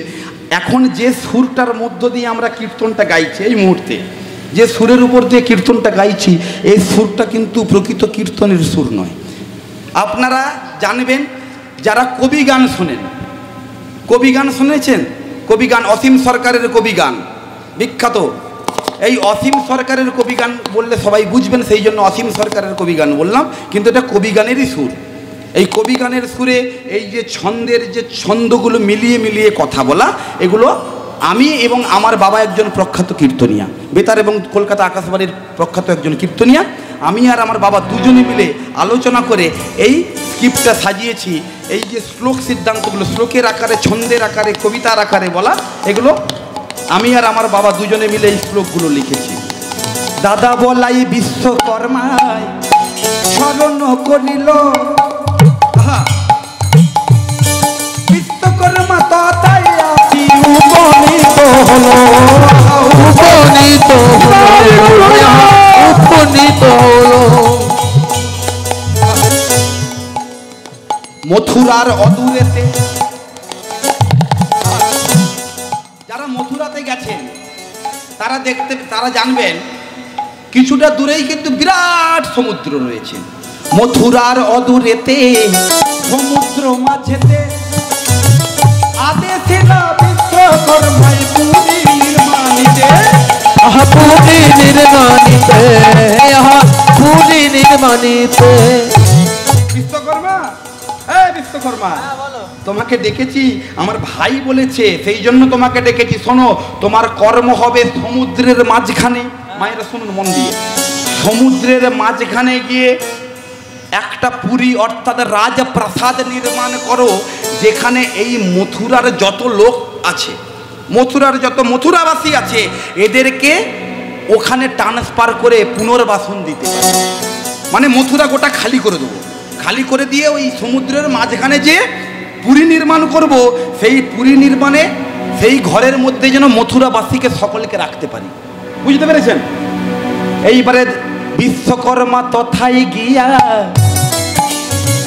পুরী নির্মাণিল, রাজপ্রাসাদ নির্মাণিল। ভগবান শ্রীকৃষ্ণচন্দ্র বিচিত্র রাজপ্রাসাদ দেখে দ্বারকা নাম দিল, দ্বারকা নাম দিল। তাহলে মায়েরা বুঝতে পেরেছেন এই দ্বারকাটা কখন নির্মাণ হয়েছে? এই দ্বারকাপুরী, এই দ্বারকাপুরী স্বয়ং বিশ্বকর্মা নির্মাণ করেছে। ভগবান কৃষ্ণ বিচিত্র রাজপ্রাসাদ হেরে ভগবান কৃষ্ণচন্দ্র নাম দিল, এর নাম হবে দ্বারকা। বুঝতে পেরেছেন? আচ্ছা বলুন মায়েরা, আপনারা যারা এরা মোবাইল টোবাইল দেখে, দাদারা দেখেন, আচ্ছা বলুন তো, খবর যারা দেখেন, কিছুদিন পূর্বে, এই খুব বেশি হবে 9 থেকে 10 মাস পূর্বে, আমাদের ভারতবর্ষের প্রধানমন্ত্রী নাকে ওই অক্সিজেন নিয়ে সেই জলজাহাজে, ডুবোজাহাজে করে দ্বারকাপুরী দর্শন করতে, প্রণাম করতে গিয়েছিল। আপনারা খবরে দেখেছেন? দেখেছেন? হ্যাঁ, এরা যারা মোবাইল টোবাইল ঘাঁটে, আমার বাবুরা হয়তো বয়স্ক, হয়তো মোবাইল দেখেন না, কিন্তু এরা সব জানে। এই দাদা বলাই যে বলেছিল যে তোমাকে পুরী নির্মাণ করতে হবে, তখন বিশ্বকর্মা একটা শর্ত দিয়েছিল। শুনুন দাদা বলাই, আমি পুরী নির্মাণ করতে পারি, কিন্তু এই পুরীটি শুধুমাত্র কৃষ্ণের জন্য। কৃষ্ণ যতদিন এই ধরাধামে লীলা করবেন, ততদিন এই দ্বারকাপুরী সমুদ্রের উপরে ভাসমান অবস্থায় থাকবে। কৃষ্ণ যেদিন এই ধরাধাম ছেড়ে চলে যাবে, যেদিন ধরাধাম ছেড়ে লীলা সম্বরণ করে চলে যাবেন, সেদিনকারই এই দ্বারকাপুরী সমুদ্র গর্ভে ডুবে যাবে। সমুদ্র গর্ভে আজ থেকে 5,500 বৎসর, 6,000 বৎসর পূর্বে যে ডুবে গেছে, আমাদের যে ভগবান কৃষ্ণ ছিল, তার প্রমাণ কিন্তু আজও রয়েছে সমুদ্র গর্ভে।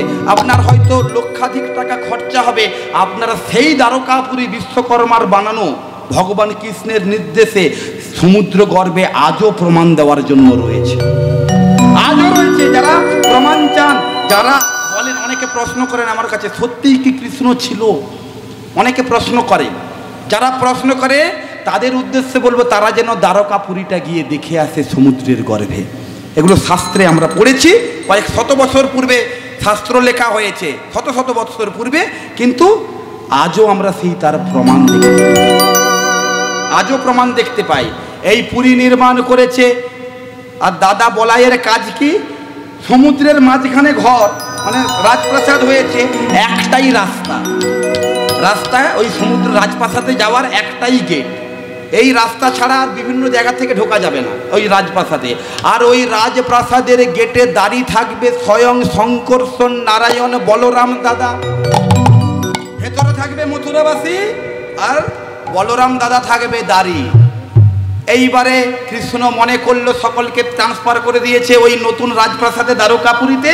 কৃষ্ণ এইবার মনে করছে, আচ্ছা ঠিক আছে দাদা, তুমি এখানে পাহারাতে থাকো, আর আমি ওরা কেমন যুদ্ধের পরিস্থিতি বা যুদ্ধের জন্য কি সাজসজ্জা নিয়েছে, এটা একবার আমি একাকী দেখে আসি। আর বাবারা জানেন, যুদ্ধ করতে হলে কখনো কখনো যুদ্ধের ক্ষেত্রে দুপা পিছিয়ে আসতে হয়। আপনাদের এই দিকে এই বাচ্চারা ক্রিকেট, ওই মানে স্কুলে যে স্পোর্টস খেলা হয়, লং জাম্প, হাই জাম্প, এগুলো খেলা হয় এই দিকে। হ্যাঁ, লং জাম্প, হাই জাম্প স্কুলে, বাচ্চাদের স্কুলে হয় না? দেখবেন ওই লং জাম্প বা হাই জাম্প দিতে গেলে কয়েক পা পিছনে এসে লাভটা দিতে হয়, দিলে কি হয়, তাহলে এনার্জিটা পাওয়া যায়। সেই জন্য যুদ্ধের ক্ষেত্রে কখনো কখনো পিছিয়ে এসে শক্তি সঞ্চার করে আবার যুদ্ধে অবতীর্ণ হতে হয়। প্রকৃত যোদ্ধা কখনো এই পিছিয়ে আসাটাকে কখনো হেরে যাওয়া ভুলবে না। আপনারা এই জীবন সংগ্রামের ক্ষেত্রেও কখনো কখনো আমরা কোনো কর্ম করতে গিয়ে হেরে যাই, আমরা ভেঙে পড়ি, আমরা মনে করি যে এটাই মনে হয় আমাদের জীবনের শেষ দিন এসে গেছে, আমরা আর পারবো না। না, এটা তোমাকে শক্তি সঞ্চার করতে দিল, সময় দিল, তৈরি হও আবার যুদ্ধের জন্য। আলেকজান্ডার, সম্রাট আলেকজান্ডারের কথা যারা পড়েছেন, বইয়ে যারা পড়েছেন, সম্রাট আলেকজান্ডার, এটা এই কিছুদিন আগের 100-200 বছর আগের ঘটনা। তার রাজ্য হারিয়ে ফেলেছিল, ওই রাজ্যকে পুনরুদ্ধার করার জন্য 18-20 বার যুদ্ধ করে যে গুহার ভেতরে সম্রাট আলেকজান্ডার একাকী থেকেও আবার শক্তি সঞ্চয় করে নিজের সাম্রাজ্য ফিরে পেয়েছিল 18-20 বার যুদ্ধ করার পর। এগুলো ইতিহাসে আমরা পাই না সম্রাট আলেকজান্ডারের কথা। তেমনি কৃষ্ণ মনে করছে, আচ্ছা ওরা কেমন যুদ্ধের প্রস্তুতি নিয়েছে, আমি একাকী গিয়ে দেখে আসি। কৃষ্ণের কাছে কোনো অস্ত্র নেই, নিরস্ত্র কৃষ্ণ, আর সঙ্গে কোনো সৈন্য সামন্তও নেই। কৃষ্ণ একাকী দেখতে গেছে ওরা কেমন সাজিয়েছে দেখি। এমন সময় গিয়ে অদূর থেকে, ধরুন আমি উদাহরণস্বরূপ আপনাদেরকে উদাহরণ দিয়েও বুঝিয়ে দিচ্ছি। এইরকম রাস্তা, ওই ধারে রাস্তার একদিকে তাঁবু খাটানো আছে, যে তাঁবুর মধ্যে কালযমন তার সৈন্যরা আছে, আর এই রাস্তা থেকে কৃষ্ণ হাঁটতে হাঁটতে একাকী চলে যাচ্ছে। সৈন্য সামন্তগণ ছুটে গিয়ে কালযমনের কাছে গিয়ে বলে, মহারাজ, যার জন্য আমাদের এত কিছু করা, তাকেই যদি আমরা আগে বিনাশ করে দিতে পারি তাহলে তো সব কিছু আমরা পেয়ে যাব।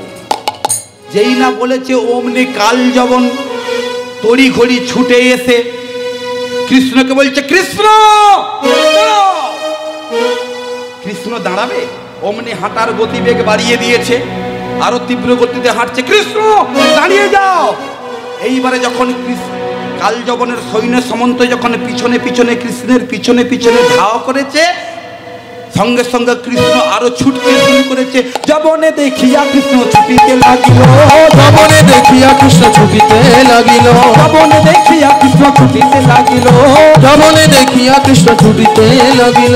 পূরবের কথা কৃষ্ণের মনেতে পড়িল, পূরবের কথা কৃষ্ণের মনেতে পড়িল, পূরবের কথা কৃষ্ণের মনেতে পড়িল, আজ পূরবের কথা কৃষ্ণের মনেতে পড়িল। হাহা, মায়েরা বুঝতে পেরেছেন কোন কথা মনে পড়েছে?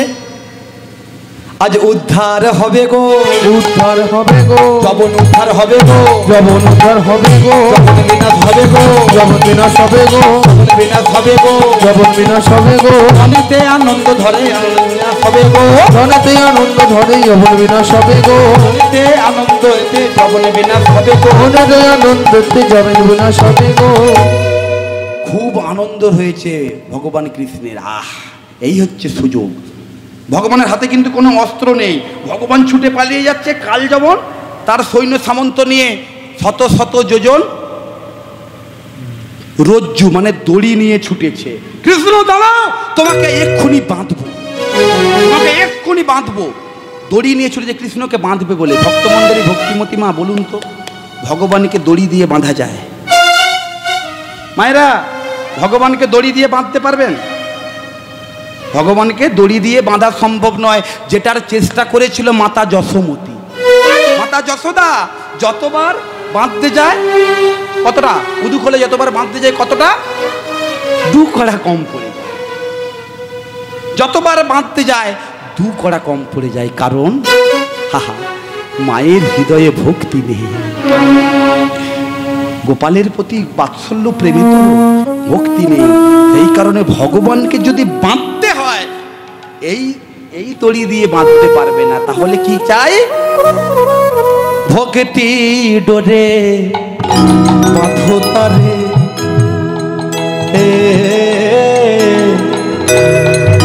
আপনে হৃদয় মন্দিরে, যে জগৎপতি ভক্তি ভগবান, সে যে জগৎপতি ভক্তের ভগবান, সে যে জগৎপতি ভক্তে ভগবান, সে যে জগৎপতি ভক্তে ভগবান, তারে ডাকো প্রেম ভক্তি মাখাসুরে, তরে তরে ডাকো প্রেম ভক্তি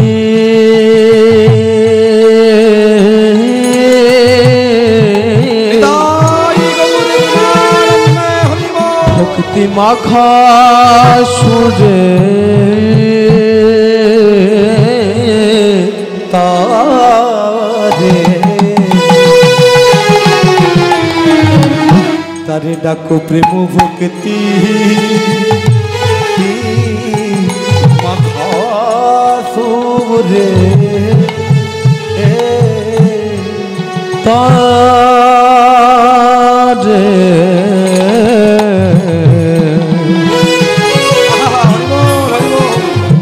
তারে ডাকো প্রেম ভক্তি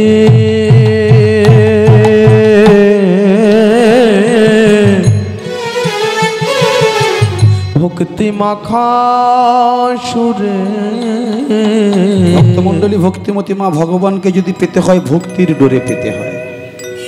ভগবান ঐশ্বর্যে বিশ্বাসী নয়, ঐশ্বর্যের ভগবান নয়, ভগবান প্রেমের ভগবান।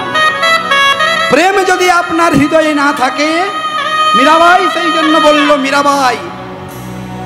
মীরাবাই বলল, বিনা প্রেম সে নাহি মিলে নন্দলালা। প্রেম ছাড়া ভগবানকে পাওয়া যায় না। প্রেম মানে কি? ভালোবাসা। ভালোবাসা কখনো মুরগি পোষা হতে পারে না। মুরগি পোষা কেন বললাম? মুরগি পোষার পরে কেটে খেয়ে ফেলে, তাই না? বুঝলো? 6 মাস 2 বছর ধরে মুরগিটা বড় করলো, তাকেই কেটে খেয়ে ফেলে। ভালোবাসাটা ভালোবাসা হতে চাই, আর ভালোবাসতে গেলে ভালোবাসা হওয়া চাই।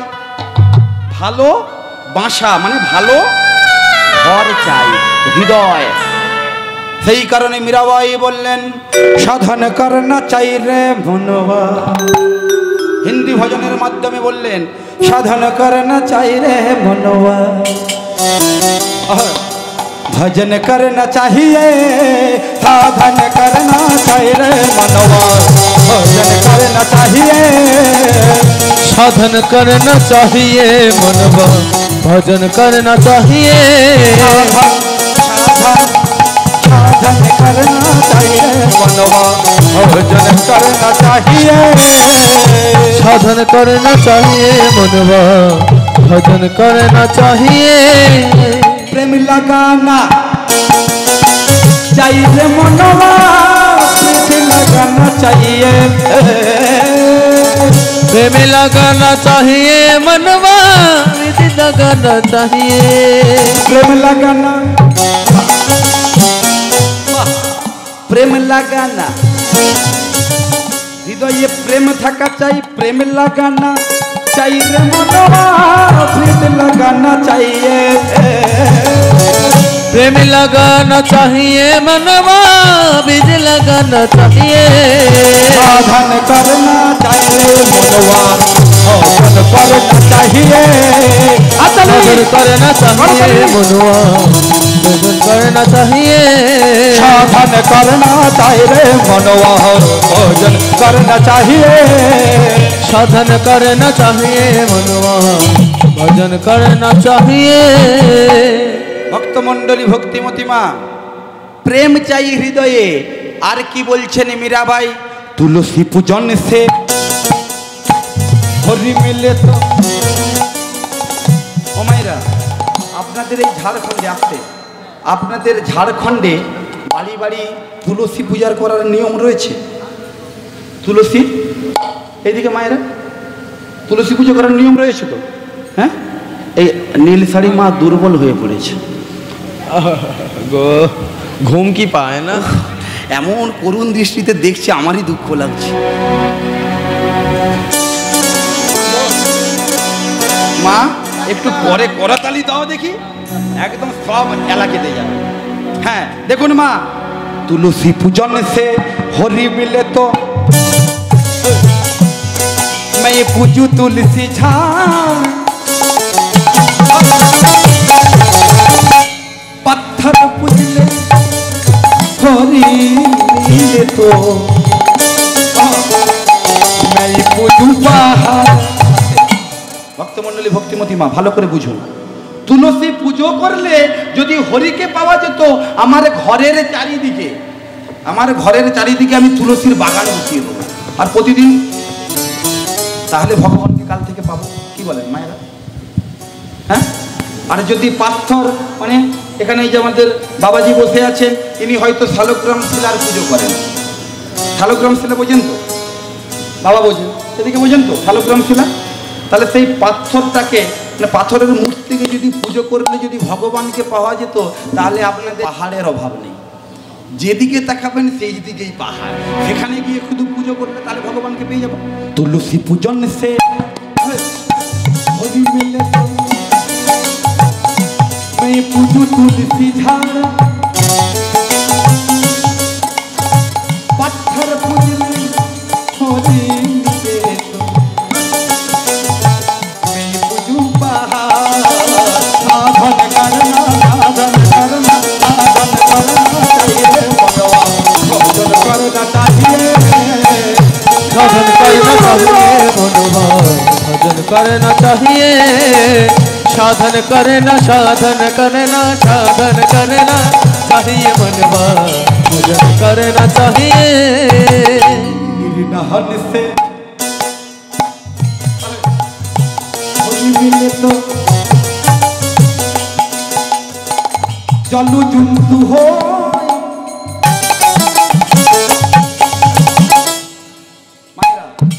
निर्नहन से हरि मिले तो जल जंतु हो, फल मूल खाके हरि मिले तो पादर बादड़ा हो।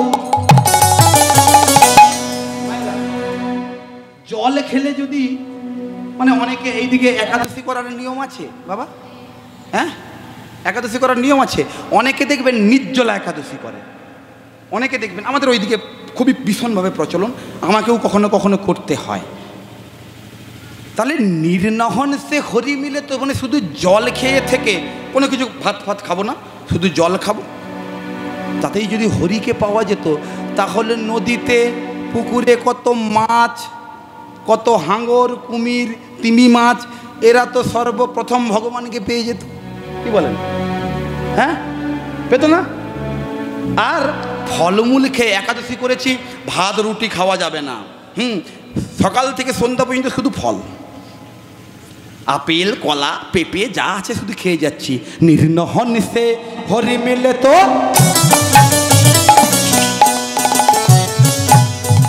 जल जंतु हो,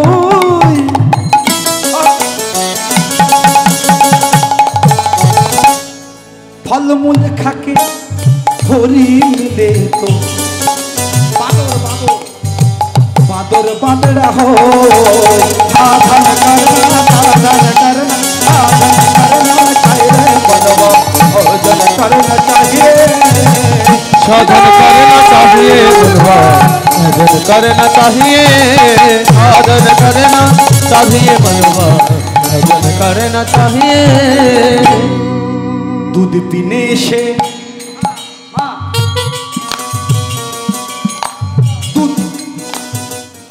दूध पीने से हरि मिले तो মানে দুধ খেলে যদি হরিকে পাওয়া যেত, বহুত বৎসওয়ালা মানে তাহলে দুধ পান করে কে? বাছুররা দুধ পান করে না, গরুর বাছুররা তারা তো দুধ পান করে। দুধ পিলে সে হরি মিলে তো বহুত বৎসওয়ালা, मीरा कहे बिना प्रेम से न मिले नंद लाला। मीरा कहे, ভালো করে শুনুন, मीरा कहे बिना प्रेम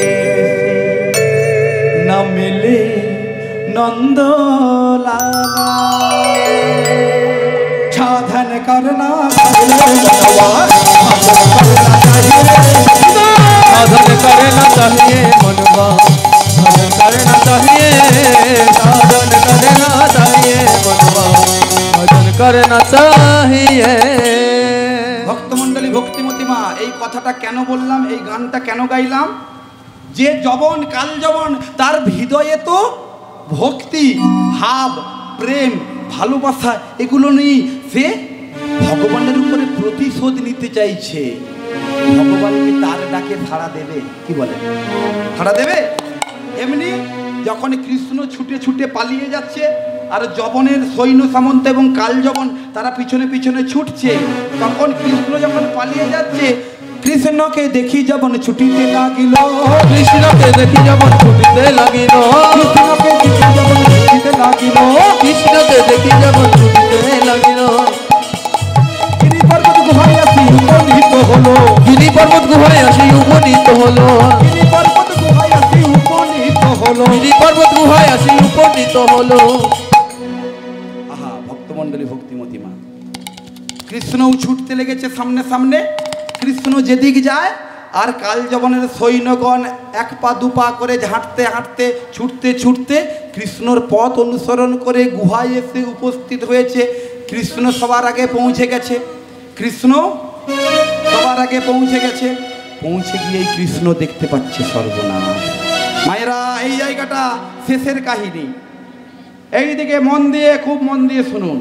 গুরিগোপা পর্বত গুহায় এসে কৃষ্ণ দেখতে পেল কোথায় যেন একটা নাক ডাকার শব্দ পায়।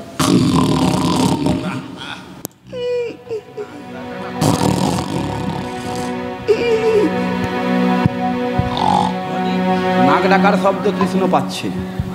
কৃষ্ণর মনে পড়েছে এই সেই দিন আর এই সেই মুচকুন্দ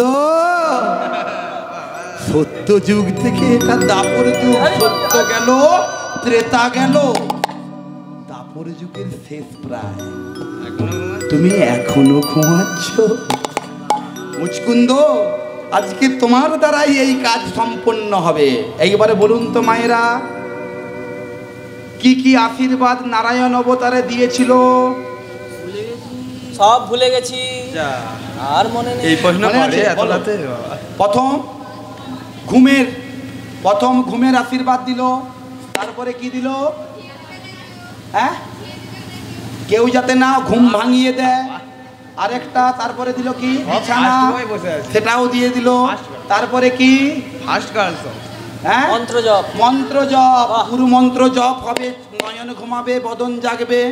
তারপরে আশীর্বাদ কি? হ্যাঁ, গুরু মন্ত্র জপ ভুলে গেছে, সেই কারণে কৃষ্ণ নিজে নারায়ণ অবতারে দীক্ষা দিয়েছে। তাহলে মনে করুন তো দ্বিতীয় আশীর্বাদটা কি ছিল? যে জাগাবে না, বিছানা নয়, যে জাগাবে তার নয়ন অগ্নিতে তৎক্ষণাৎ। তাহলে কাজটা ছেড়ে দিই, এই কাজ ছেড়ে দিল কৃষ্ণ। তখনও কাল যবন এসে পৌঁছায়নি, এসে যেই না দেখেছে এই সেই দিন, এই সেই মুচকুন্দ। কাজটা ছেড়ে দিই। কৃষ্ণের গায়ে ছিল একটা নীল রঙের ওড়ানি, এইরকম নীল কালারের ওড়না।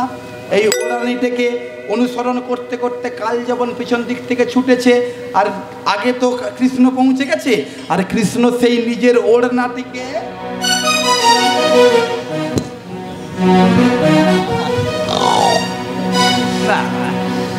কাজে মিটে গেছে, যুদ্ধ করতে।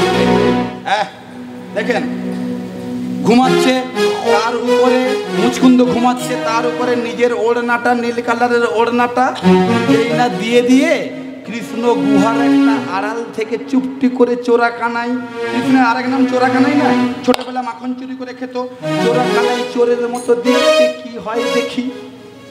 এইবারে কাল যখন সৈন্য সামন্ত নিয়ে খুঁজতে খুঁজতে যেই না গুহার ভিতরে এসে কৃষ্ণ